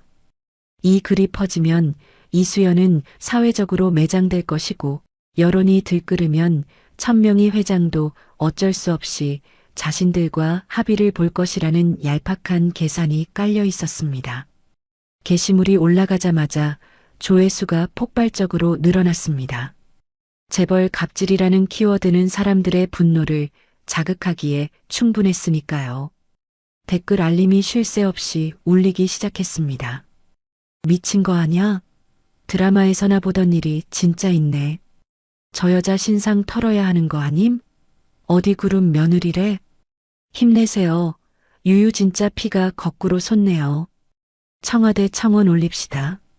최미희는 모니터를 보며 회심의 미소를 지었습니다. 댓글 반응은 그녀의 예상보다 훨씬 뜨거웠습니다. 그녀는 내친김에 아이디를 바꿔가며 자작 댓글을 달기 시작했습니다. 저 그 동창회 현장에 있었는데요. 글쓴이님 말이 다 맞아요. 그 여자 진짜 악마 같았어요. 저 파티장 알바생인데 회장님이랑 며느리가 저 부부한테 소리 지르고 쫓아내는 거 봤습니다. 진짜 너무하다 싶었어요. 여론은 순식간에 최미희의 편으로 기울었습니다. 사람들은 진실을 확인하려 하지 않았습니다. 그저 분노할 대상이 필요했을 뿐이었죠. 최미희의 거짓말은 인터넷이라는 거대한 확성기를 타고 걷잡을 수 없이 퍼져나갔습니다. 호텔 룸에서 쉬고 있던 이수연의 휴대전화가 요란하게 울렸습니다. 모르는 번호였습니다. 이수연이 의아해하며 전화를 받았습니다. 이수연이 조심스럽게 물었습니다. 여보세요? 누구세요? 수화기 너머로 다급한 친구의 목소리가 들려왔습니다. 동창회 때 최미희의 눈치를 보느라 말도 제대로 못 걸었던 친구였습니다. 친구가 떨리는 목소리로 말했습니다. 수연아, 너 지금 인터넷 봤어? 큰일 났어. 최미의 그년이 맘카페에 글을 올렸는데 난리가 났어. 너 완전 마녀사냥 당하고 있다고. 이수연의 얼굴이 하얗게 질렸습니다. 무슨 소리야? 미희가 글을 올렸다니? 친구가 보내준 링크를 클릭한 이수연의 손이 부들부들 떨렸습니다. 화면 가득 채운 악성 댓글들과 자신의 얼굴이 모자이크 처리된 사진이 눈에 들어왔습니다. 갑질 며느리, 인성 쓰레기, 죽어라 같은 끔찍한 단어들이 비수처럼 꽂혔습니다. 이수연이 휴대전화를 떨어뜨리며 입을 틀어막았습니다. 어떻게 이럴 수가. 천명희가 며느리의 이상 행동을 감지하고 다가왔습니다. 왜 그러냐? 무슨 일이야? 이수연이 바닥에 떨어진 휴대전화를 가리키며 울먹였습니다. 어머니, 미희가 인터넷에 거짓말을 올렸어요. 사람들이 저보고 죽으래요. 제가 갑질을 했대요. 천명희가 휴대전화를 집어들어 게시물을 훑어보았습니다. 그녀의 미간이 깊게 패였습니다. 예상은 했지만 이토록 악랄하고 치졸한 방법을 쓸 줄은 몰랐던 것입니다. 하지만 천명희는 당황하지 않았습니다. 오히려 그녀의 눈빛은 더욱 차갑게 가라앉았습니다. 천명희가 비서실장에게 전화를 걸며 낮게 으르렁거렸습니다. 박 실장, 상황 파악했나? 지금 인터넷에 떠도는 글 당장 막지 말고 놔둬. 더 퍼지게 둬. 이수연이 놀란 눈으로 시어머니를 쳐다보았습니다. 어머니, 그게 무슨 말씀이세요? 사람들이 저를 욕하는데. 천명희가 며느리의 어깨를 단단히 잡으며 말했습니다. 불이 났을 때 섣불리 끓여다가는 화상만 입는다. 불이 다 타올라서 재가 될 때까지 기다려야 해. 놈들이 거짓말로 탑을 높이 쌓을수록 무너질 때 더 처참하게 부서지는 법이다. 천명희는 창밖의 야경을 내려다보았습니다. 도시의 불빛들이 마치 먹잇감을 노리는 맹수의 눈처럼 반짝이고 있었습니다. 천명희가 비장한 목소리로 덧붙였습니다. 최미희, 제 무덤을 아주 깊게 파고 있구나. 어디 갈 때까지 가보자꾸나. 그 끝에 기다리고 있는 게 지옥불이라는 걸 똑똑히 보여주마. 최미희가 쏘아 올린 거짓의 화살은 이제 막 시위를 떠났습니다. 그 화살이 누구의 심장에 꽂힐지, 그리고 그 대가가 얼마나 혹독할지 아무도 모른 채 밤은 깊어가고 있었습니다. 밤사이 인터넷 세상은 그야말로 지옥도처럼 변해 있었습니다. 최미희가 쏘아 올린 거짓의 불씨는 익명성이라는 기름을 만나 거대한 산불이 되어 이수연의 모든 것을 태우고 있었죠. 날이 밝자마자 천명희 회장의 자택 대문 앞은 카메라를 든 기자들로 북새통을 이루었습니다. 나오세요. 갑질 논란에 대해 한 말씀 해주시죠. 피해자에게 사과하실 생각 없습니까? 담장 너머로 들려오는 고성들이 날카로운 화살이 되어 집 안으로 꽂히는 것만 같았습니다. 거실 커튼 뒤에 숨어 바깥을 내다보던 이수연의 다리가 사시나무 떨듯 떨렸습니다. 그녀는 양손으로 귀를 막고 바닥에 주저앉았습니다. 마치 35년 전 교실 구석에서 떨던 그 여고생으로 돌아간 듯한 공포가 그녀를 집어삼키고 있었죠. 이수연이 파랗게 질린 입술로 중얼거렸습니다. 무서워요. 사람들이 다 저를 죽일 듯이 쳐다보고 있어요. 제가 뭘 그렇게 잘못했을까요? 천명이가 지팡이 소리를 내며 며느리에게 다가왔습니다. 그녀는 굳게 닫힌 커튼을 한번 쳐다보고는 바닥에 앉은 며느리의 어깨를 단단히 감싸쥐었습니다. 천명이가 며느리의 눈을 맞추며 단호하게 말했습니다. 고개 들어라. 죄 지은 사람처럼 숨지 마. 저 밖에 있는 사람들은 진실을 보러 온 게 아니야. 그저 물어뜯을 먹잇감이 필요한 하이에나들일 뿐이다. 이수연이 눈물범벅이 된 얼굴로 시어머니를 올려다보았습니다. 하지만 어머니, 제 신상 정보가 다 털렸어요. 졸업 앨범 사진까지 돌아다니고 우리 재단료까지. 저 때문에 어머니 명예까지 더러워졌어요. 죄송해서 어떡해요. 천명이가 손수건을 꺼내 며느리의 눈물을 거칠게 닦아주며 대답했습니다. 내 명예는 내가 지킨다. 너는 내 마음이나 지켜. 지금 무너지면 저들이 원하는 대로 되는 거야. 알겠니? 같은 시각 최미희는 낡은 모텔방에서 휴대전화 화면을 들여다보며 낄낄거리고 있었습니다. 집에는 빚쟁이들이 질를 치고 있어 들어가지도 못한 채 남편과 함께 싸구려 여관방을 전전하는 신세였지만 기분만큼은 최고조였습니다. 자신이 쓴 글이 포털 사이트 실시간 검색어 1위에 올라 있었기 때문입니다. 최미희가 과자 부스러기가 묻은 손으로 화면을 넘기며 소리쳤습니다. 여보, 이것 봐. 사람들이 다 내 편이야. 이수연 그년 이제 얼굴 들고 다니지도 못할걸. 아이고 고소해라. 옆 침대에 누워있던 김석훈이 부스스 일어나며 짜증 섞인 목소리로 대꾸했습니다. 그게 지금 밥 먹여주냐? 회사는 망했고 빚쟁이들은 쫓아오는데 인터넷 댓글이 무슨 소용이야. 최미희가 눈을 번뜩이며 남편에게 다가갔습니다. 당신은 참 멍청해. 이게 다 돈이 되는 거라고. 여론이 이렇게 들끓으면 천 회장 그 노인네도 꼬리를 내릴 수밖에 없어. 합의금으로 몇십억은 뜯어낼 수 있다고. 최미희는 가방에서 구겨진 종이 한 장을 꺼내 흔들었습니다. 며칠 전 동네 내과에서 떼어온 진단서였습니다. 그녀는 매직펜을 꺼내 병명을 급성 스트레스 장애와 우울증으로 교묘하게 고쳐쓰기 시작했습니다. 김석훈이 눈을 동그랗게 뜨며 물었습니다. 너 지금 뭐 하는 거야? 문서 위조까지 하게? 최미희가 코웃음을 치며 대답했습니다. 위조는 무슨? 내가 그년 때문에 스트레스 받아서 잠도 못 자는 건 사실이잖아. 이거 찍어서 올리면 사람들 동정심이 더 폭발할 거야. 두고 봐. 최미희는 조작된 진단서 사진을 찍어 다시 한번 게시판에 올렸습니다. 재벌 며느리의 폭언 때문에 정신과 치료까지 받고 있습니다.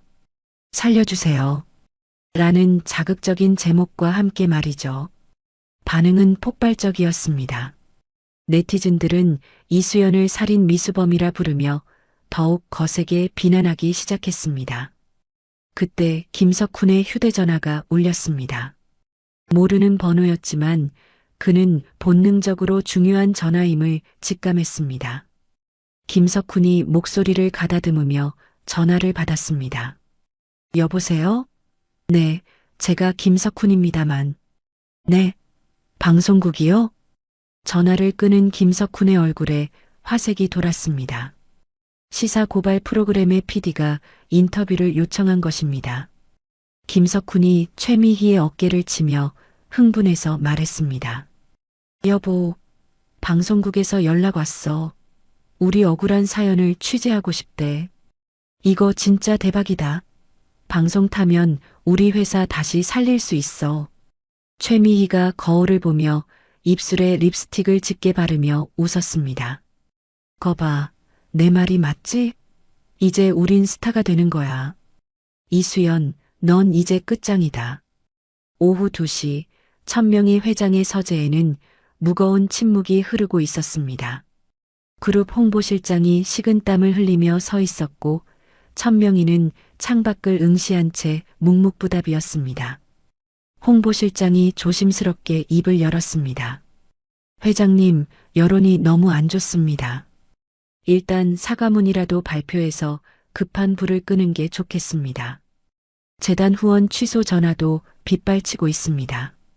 천명희가 천천히 고개를 돌려 홍보실장을 노려보았습니다. 사과? 죄 지은 게 없는데 무슨 사과를 해? 거짓말쟁이들에게 고개를 숙이면 그게 바로 죄를 인정하는 꼴이 되는 거야. 홍보실장이 난처한 표정으로 다시 설득했습니다. 하지만 대중들은 진실보다 감정에 휩쓸리기 쉽습니다. 일단 저자세로 나가서 동정심을 유발해야. 천명희가 책상을 쾅 내리치며 호통을 쳤습니다. 듣기 싫다. 내 며느리는 피해자야. 피해자가 가해자한테 비는 세상이 어디 있어? 나는 타협 안 해. 끝까지 간다. 홍보실장이 입을 다물고 고개를 숙였습니다. 천명희는 인터폰을 눌러 비서실장을 호출했습니다. 잠시 후 박 실장이 서류 가방을 들고 들어왔습니다. 천명희가 박 실장에게 손짓하며 물었습니다. 준비는 다 됐나? 박 실장이 비장한 표정으로 고개를 끄덕였습니다. 네, 회장님.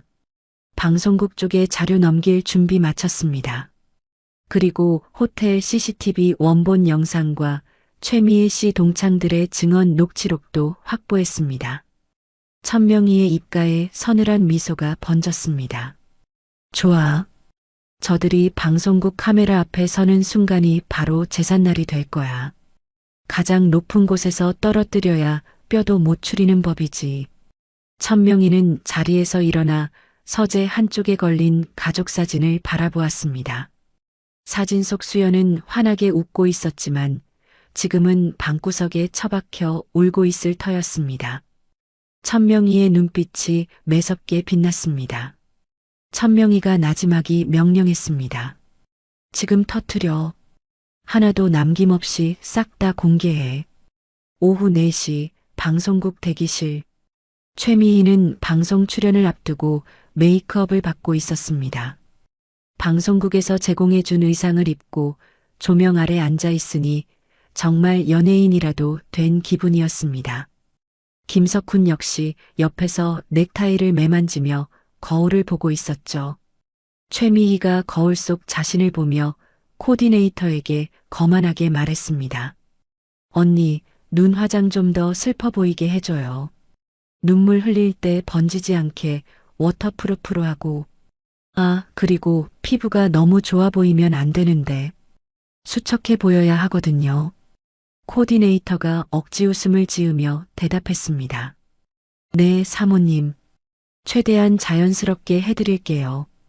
최미희는 속으로 쾌재를 불렀습니다.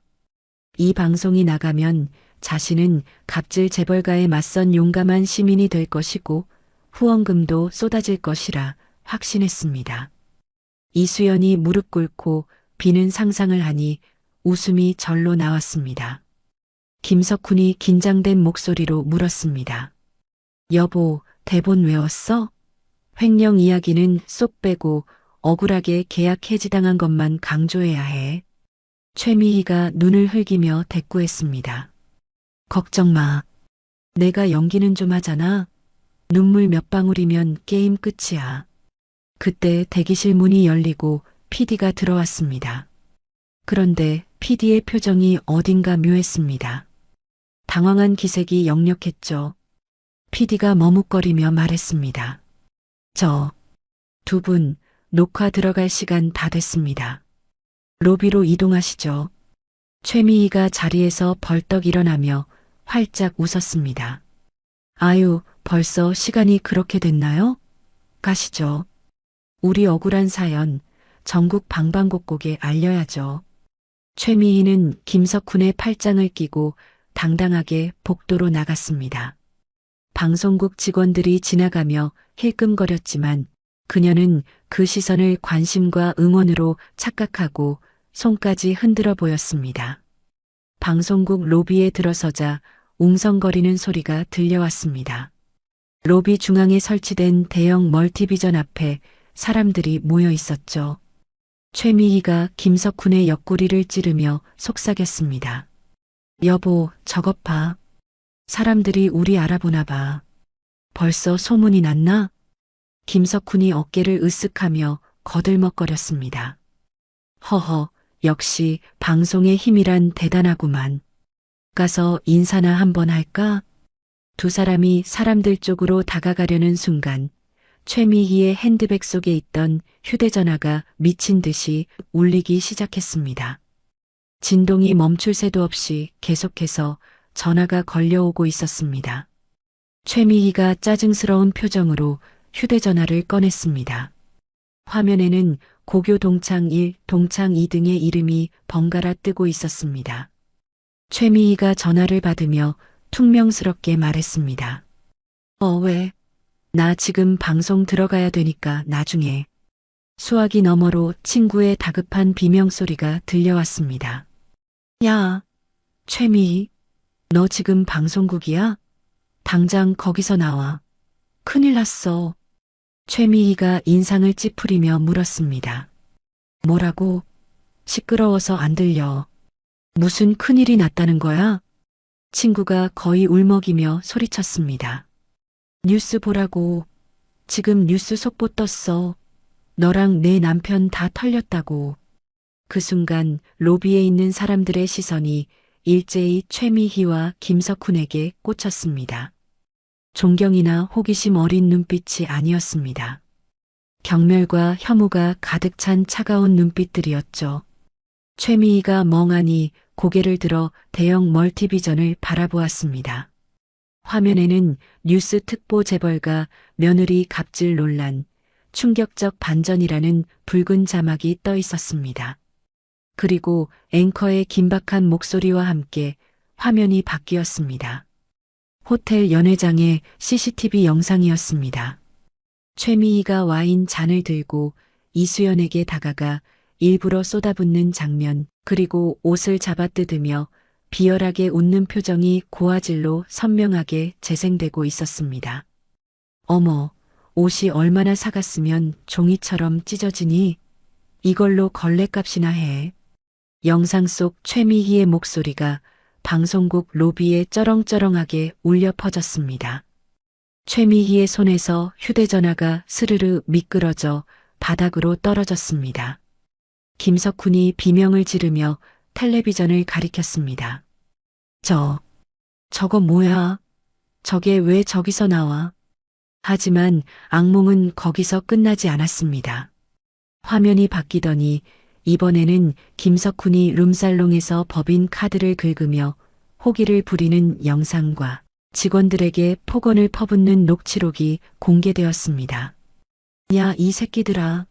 내가 누군 줄 알아? 천회장 그룹이랑 내가 끈이 닿아 있어. 니들 월급 다 내 주머니에서 나오는 거야. 로비에 있던 방송국 직원들과 방문객들이 수군거리기 시작했습니다. 저 사람들 아니야? 와, 진짜 뻔뻔하다. 피해자 코스프레 하더니 완전 사기꾼들이었네. 저런 사람들이 방송에 나오려고 했다고? 소름 끼친다. 최미희는 다리에 힘이 풀려 그 자리에 주저앉고 말았습니다. 화려하게 받은 메이크업 위로 식은땀이 줄줄 흘러내려 검은 국물이 되어 번졌습니다. 그녀가 그토록 원했던 스포트라이트가 쏟아지고 있었지만 그것은 그녀를 태워버릴 듯 뜨거운 심판의 빛이었습니다. 방송국 PD가 차가운 표정으로 다가와 말했습니다. 두 분, 오늘 녹화는 취소입니다. 그리고 지금 경찰이 오고 있으니 여기서 대기하시죠. 김석훈이 PD의 바지가랑이를 잡으며 매달렸습니다. PD님, 이거 다 조작입니다. 음모예요. 제 말 좀 들어보세요. PD가 혐오스럽다는 듯 발을 빼며 뒤돌아섰습니다. 조작인지 아닌지는 경찰서 가서 따지시죠. 방송국 더럽히지 말고 나가주세요. 최미희는 바닥에 주저앉은 채 멍하니 텔레비전 화면을 바라보았습니다. 화면 속 이수연은 찢어진 옷을 입고 울고 있었지만 현실의 최미희는 이제 발가벗겨진 채 세상 앞에 내던져진 꼴이었습니다. 그녀가 쏘아 올린 거짓의 화살이 부메랑이 되어 정확히 그녀의 심장에 꽂힌 순간이었습니다. 방송국 로비의 대형 멀티비전에서 흘러나오는 앵커의 목소리는 사형 선고와도 같았습니다. 화면 속 CCTV 영상은 잔혹하리만큼 선명했죠. 최미희가 이수연의 옷을 찢으며 비릿하게 웃는 모습이 슬로우 모션으로 재생되자 로비에 모여있던 수십 명의 사람들의 입에서 동시에 탄식이 터져 나왔습니다. 세상에, 저거 봐. 실수라더니 일부러 그랬네. 완전 악마가 따로 없잖아. 친구라며 어떻게 저러냐. 최미희는 바닥에 주저앉은 채 덜덜 떨리는 손으로 귀를 막았습니다. 하지만 쩌렁쩌렁하게 울리는 자신의 목소리는 막을 수가 없었습니다. 이걸로 걸레값이나 해. 그 한마디가 로비의 높은 천장을 타고 메아리쳐 최미희의 고막을 찢을 듯 파고들었습니다. 텔레비전 화면이 바뀌고 이번에는 김석훈의 추악한 민낯이 드러났습니다. 고급 룸살롱에서 술에 취해 여종업원에게 돈다발을 던지며 욕설을 퍼붓는 영상이었습니다. 내가 천 회장님하고 호영호제하는 사이야. 니들이 감히 날 무시해? 영상 속 김석훈의 목소리는 거만하기 짝이 없었지만 로비 한복판에 서 있는 현실의 김석훈은 사시나무 떨듯 떨고 있었습니다. 사람들의 경멸 어린 시선이 화살처럼 쏟아졌습니다. 김석훈이 핏발선 눈으로 주변을 두리번거리며 소리쳤습니다. 아니야. 저거 다 조작이야. 누가 나를 음해하려고 딥페이크인가 뭔가 그걸로 만든 거라고. 김석훈이 방송국 PD의 바지가랑이를 잡고 매달렸습니다. PD님, 전문가시니까 알 거 아닙니까? 저거 가짜죠? 네. 제발 아니라고 말 좀 해주세요. PD가 혐오스럽다는 표정으로 발길질하듯 김석훈을 떼어냈습니다. 이보세요, 김석훈 씨. 저거 국과수 감정까지 마친 원본입니다. 우리 방송국이 그렇게 허술한 줄 아십니까? 당장 내 몸에 손 떼세요. 그때 로비의 회전문이 요란하게 돌아가며 정복을 입은 경찰관 5명이 들이닥쳤습니다. 그 뒤로 수십 명의 기자들이 카메라 플래시를 터뜨리며 물밀듯이 들어왔습니다. 경찰팀장이 김석훈 앞을 막아서며 신분증을 제시했습니다. 서울지방경찰청 지능범죄수사대입니다.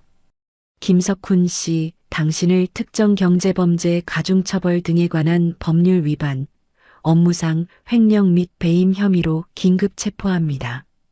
김석훈의 얼굴이 흑빛이 되었습니다. 체포라니요? 제가 누군 줄 알고 감히.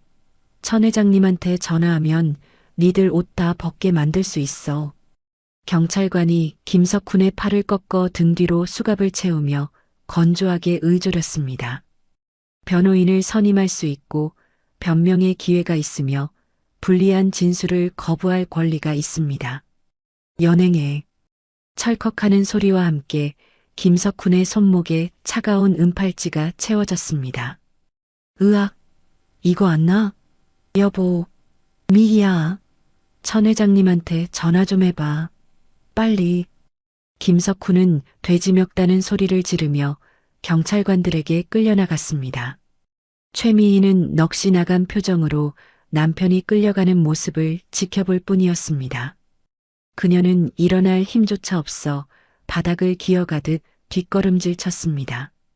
하지만 지옥은 이제 시작이었습니다.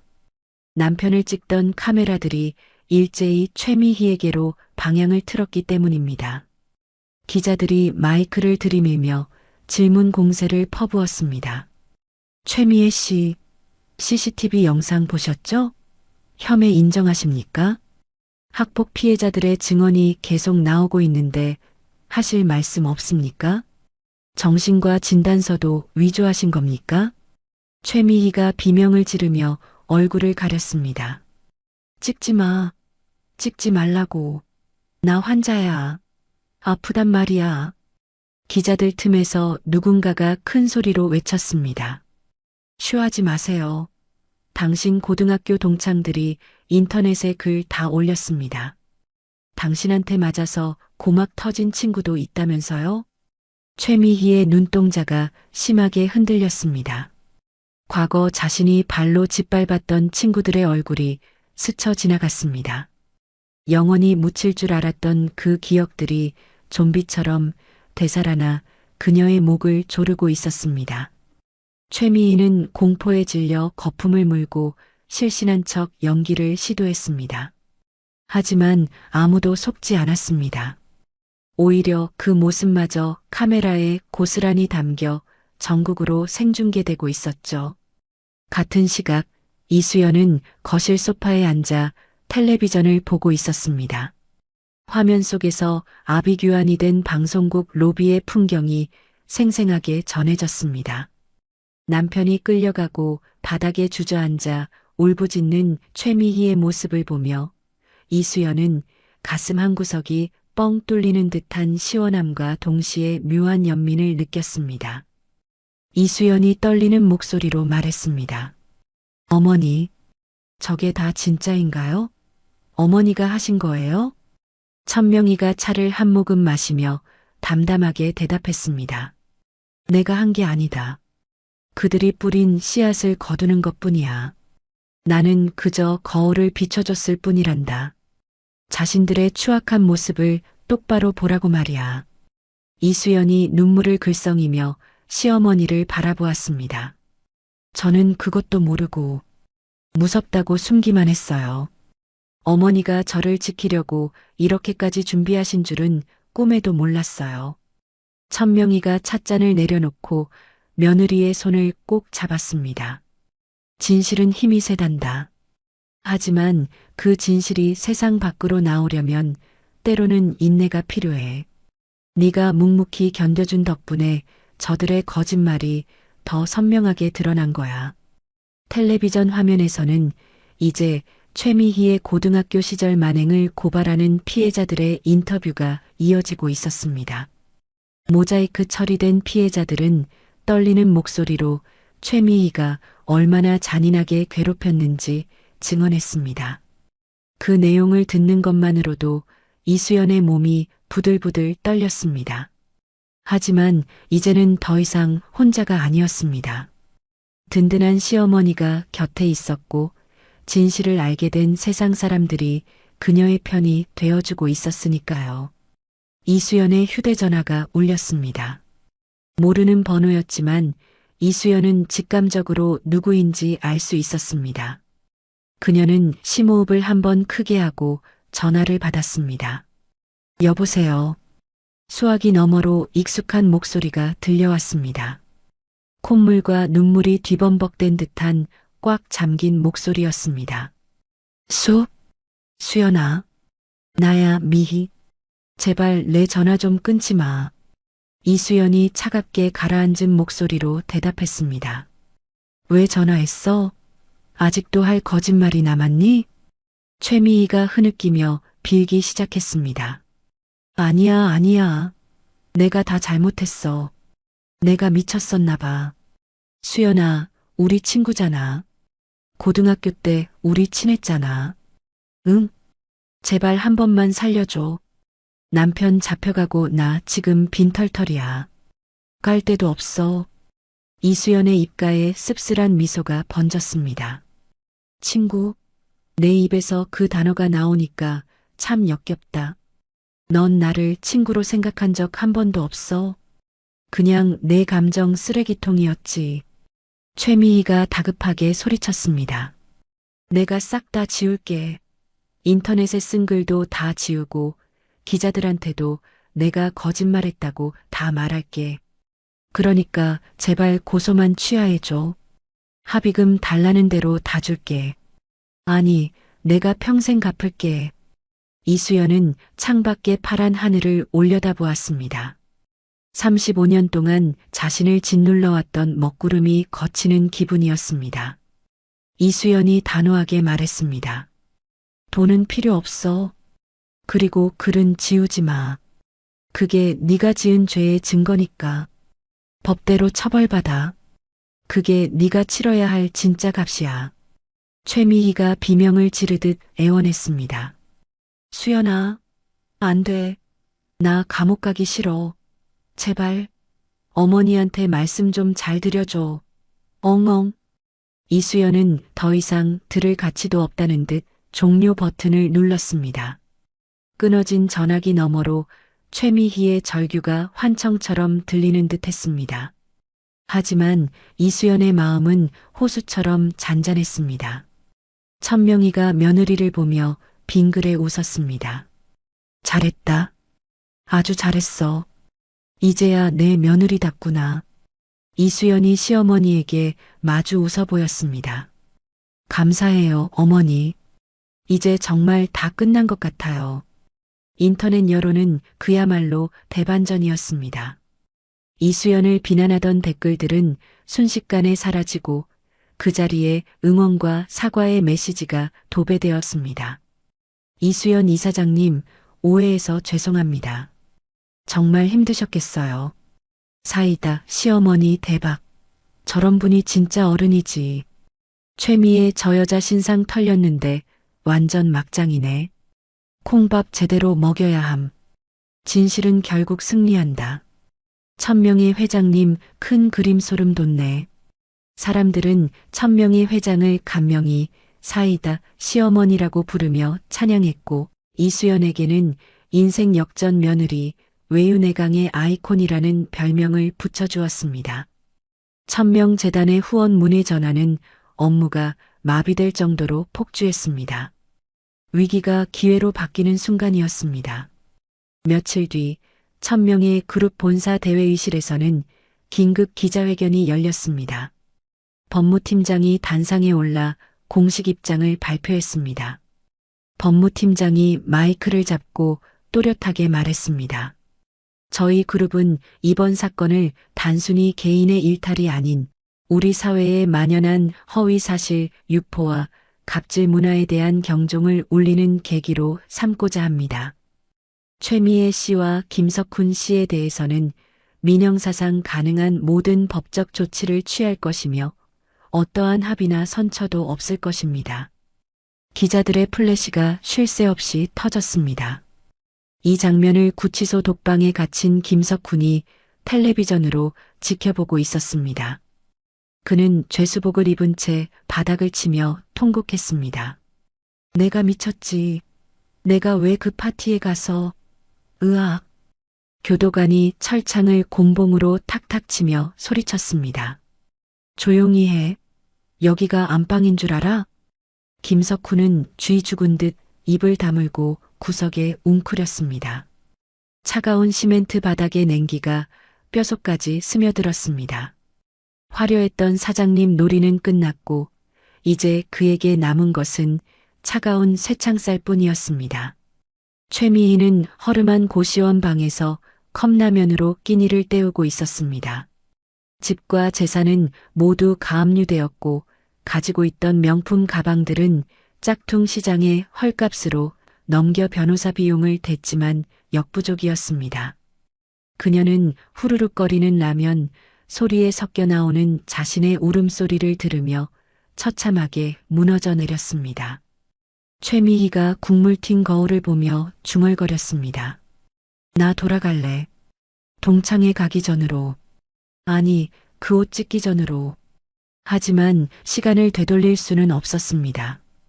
그녀가 찢은 것은 이수연의 옷이 아니라 바로 자신의 인생이었으니까요.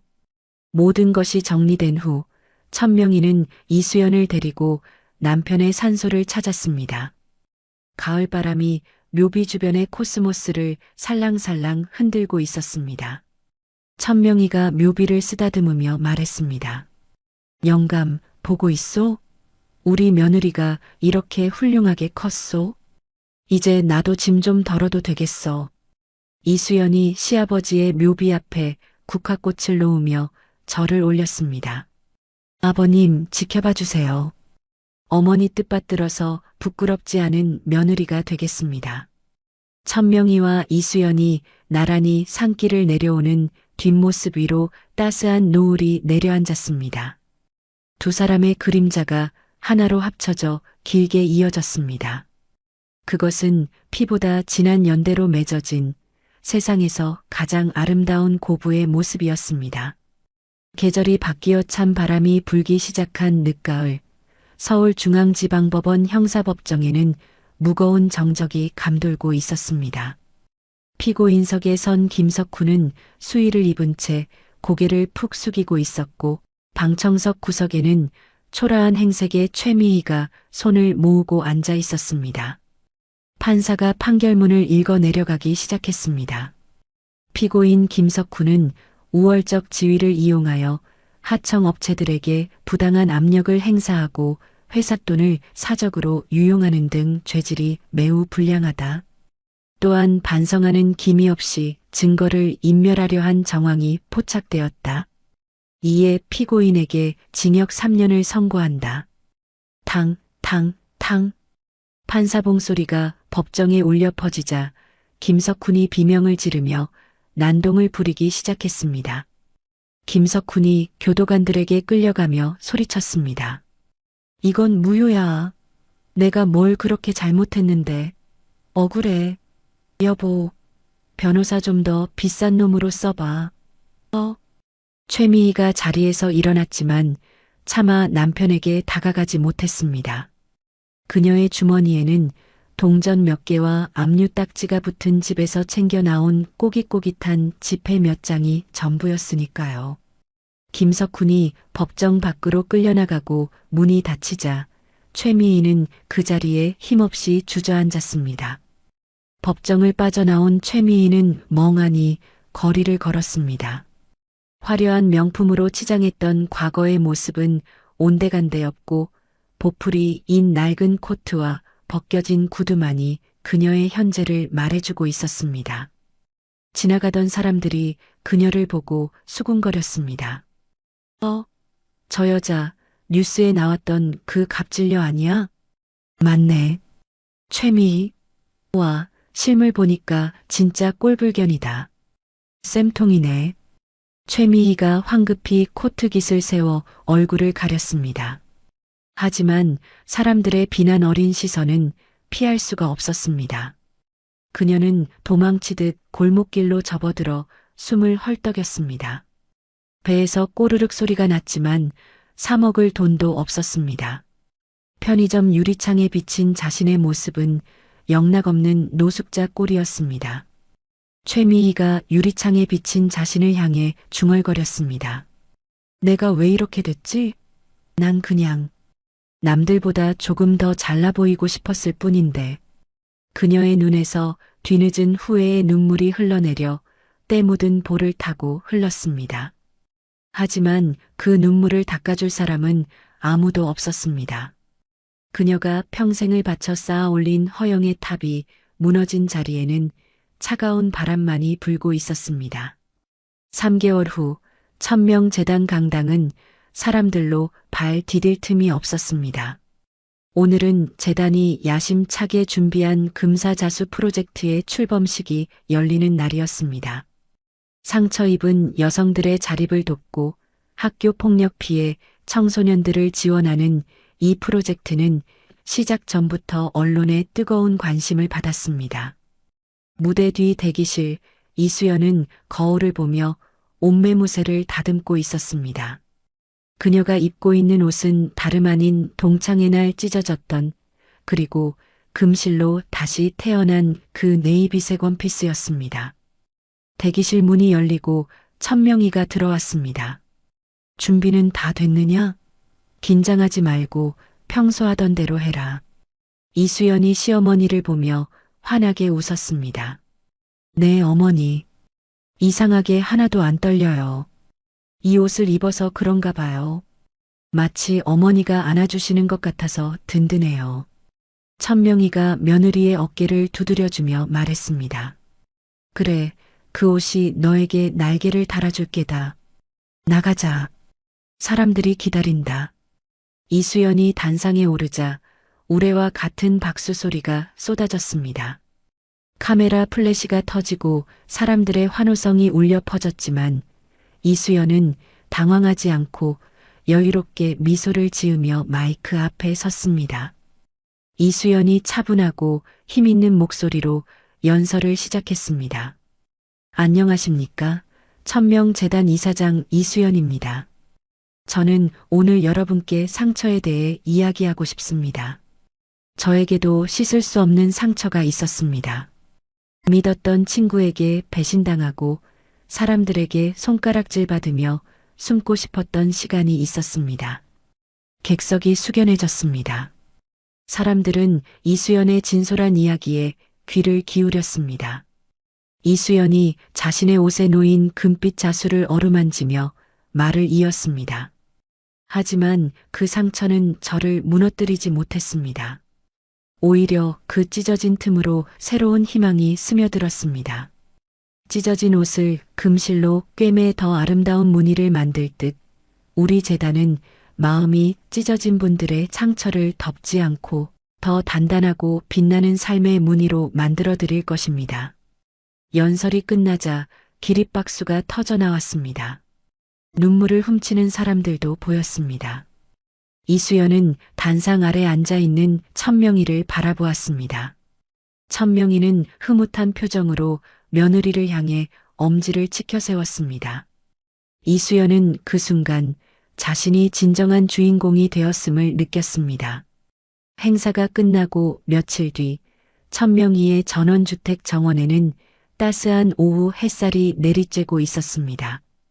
경영 일선에서 완전히 물러난 천명희는 이곳에서 화초를 가꾸며 여유로운 노후를 보내고 있었습니다. 대문이 열리고 이수연이 양손 가득 짐을 들고 들어왔습니다. 어머니, 저 왔어요. 심심하셨죠? 천명희가 호미를 내려놓고 반갑게 맞이했습니다. 오냐 왔다. 주말인데 집에서 쉬지 않고 뭐하러 또 왔어. 이수연이 짐을 내려놓으며 웃었습니다. 어머니랑 차 마시려고 왔죠. 그리고 이거 보세요. 제가 직접 만든 거예요. 이수연이 보자기를 풀자 예쁜 자수가 놓인 무릎 담요가 나왔습니다. 날씨가 쌀쌀해져서 어머니 무릎 시리실까봐 한 땀 한 땀 수놓았어요. 어때요? 천명희가 담요를 받아들고 꼼꼼히 살펴보다가 빙그레 웃었습니다. 솜씨가 제법 늘었구나. 이제 하산해도 되겠다. 두 사람은 정원 테이블에 마주 앉아 향긋한 유자차를 마셨습니다. 붉게 물든 단풍나무 아래서 보내는 평화로운 시간은 그 어떤 보석보다 값지게 느껴졌습니다. 이수연이 찻잔을 만지작거리며 조심스럽게 입을 열었습니다. 어머니, 사실 가끔 미희 생각이 나요. 천명희가 찻잔을 내려놓으며 물었습니다. 그래, 미워서 그러냐 아니면 불쌍해서 그러냐? 이수연이 고개를 저으며 대답했습니다. 밉지도 않고 불쌍하지도 않아요. 그냥 그 친구 덕분에 제가 진짜 소중한 게 뭔지 알게 된 것 같아서요. 만약 그날 미희가 제 옷을 찢지 않았다면 저는 여전히 제 껍질 속에 갇혀 살았을지도 몰라요. 천명희가 고개를 끄덕이며 말했습니다. 악연도 인연이라더니 틀린 말은 아니구나. 하지만 명심해라. 그 옷을 빛나게 만든 건 금실이 아니라 그 옷을 입고 당당하게 일어선 너 자신이라는 걸. 이수연이 눈을 반짝이며 물었습니다. 어머니, 그럼 어머니가 생각하시는 진짜 명품은 뭐예요? 돈? 권력? 천명희가 정원 한쪽에 피어난 들꽃을 가리키며 대답했습니다. 저 꽃을 보렴. 비바람을 맞고 밟혀도 기어이 꽃을 피우지 않니? 진짜 명품은 옷이나 가방 따위가 아니다. 어떤 시련이 와도 품격을 잃지 않는 마음, 찢어지고 상처 입어도 다시 일어서는 그 단단한 마음이 바로 명품이야. 너처럼 말이다. 이수연은 시어머니의 말에 가슴이 뭉클해졌습니다. 35년 전 촌스럽다고 놀림받던 소녀는 이제 없습니다.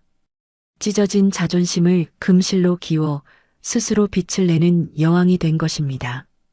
이수연이 시어머니의 손을 꼭 잡았습니다. 어머니, 저 정말 행복해요. 어머니 며느리라서, 그리고 어머니 딸이라서요. 천명이가 며느리의 손을 맞잡으며 따뜻하게 웃었습니다. 나도 그렇다. 내 인생 최고의 투자는 회사도 건물도 아니야. 바로 너다. 어느새 해가 뉘엿뉘엿 넘어가며 하늘을 붉게 물들였습니다. 정원에는 두 사람의 웃음소리가 끊이지 않고 울려 퍼졌습니다. 그 웃음소리는 담장을 넘어 세상 밖으로 퍼져나갔습니다. 멀리서 들려오는 교회 종소리와 함께 이수연과 천명이의 그림자가 길게 늘어져 하나로 포개졌습니다. 그것은 찢어질 수 없는 세상에서 가장 튼튼하고 아름다운 매듭이었습니다. 진정한 명품은 옷이 아니라 그 옷을 입은 사람이다. 이수연은 마음속으로 되뇌며 시어머니의 찻잔에 따뜻한 차를 채웠습니다. 찻잔 위로 피어오르는 김 사이로 두 사람의 행복한 미래가 아른거렸습니다. 길고 길었던 복수의 겨울이 지나고 바야흐로 따뜻한 봄이 오고 있었습니다. 비바람에 찢기고 상처 입어도 다시 일어서는 꽃처럼 우리네 인생도 시련을 통해 더 단단해지고 아름다워지는 법입니다. 돈과 명예보다 더 소중한 것은 나를 믿어주는 가족의 따뜻한 손길과 스스로를 지키려는 당당한 마음이 아닐까요? 이수연 님이 금실로 상처를 메워 아름다운 무늬를 만들었듯이 여러분의 가슴 속 상처도 언젠가는 찬란한 훈장이 되어 빛나기를 진심으로 바랍니다. 오늘 들려드린 이 이야기가 힘든 시기를 보내고 계신 분들에게 작은 위로와 희망의 불씨가 되었으면 좋겠습니다.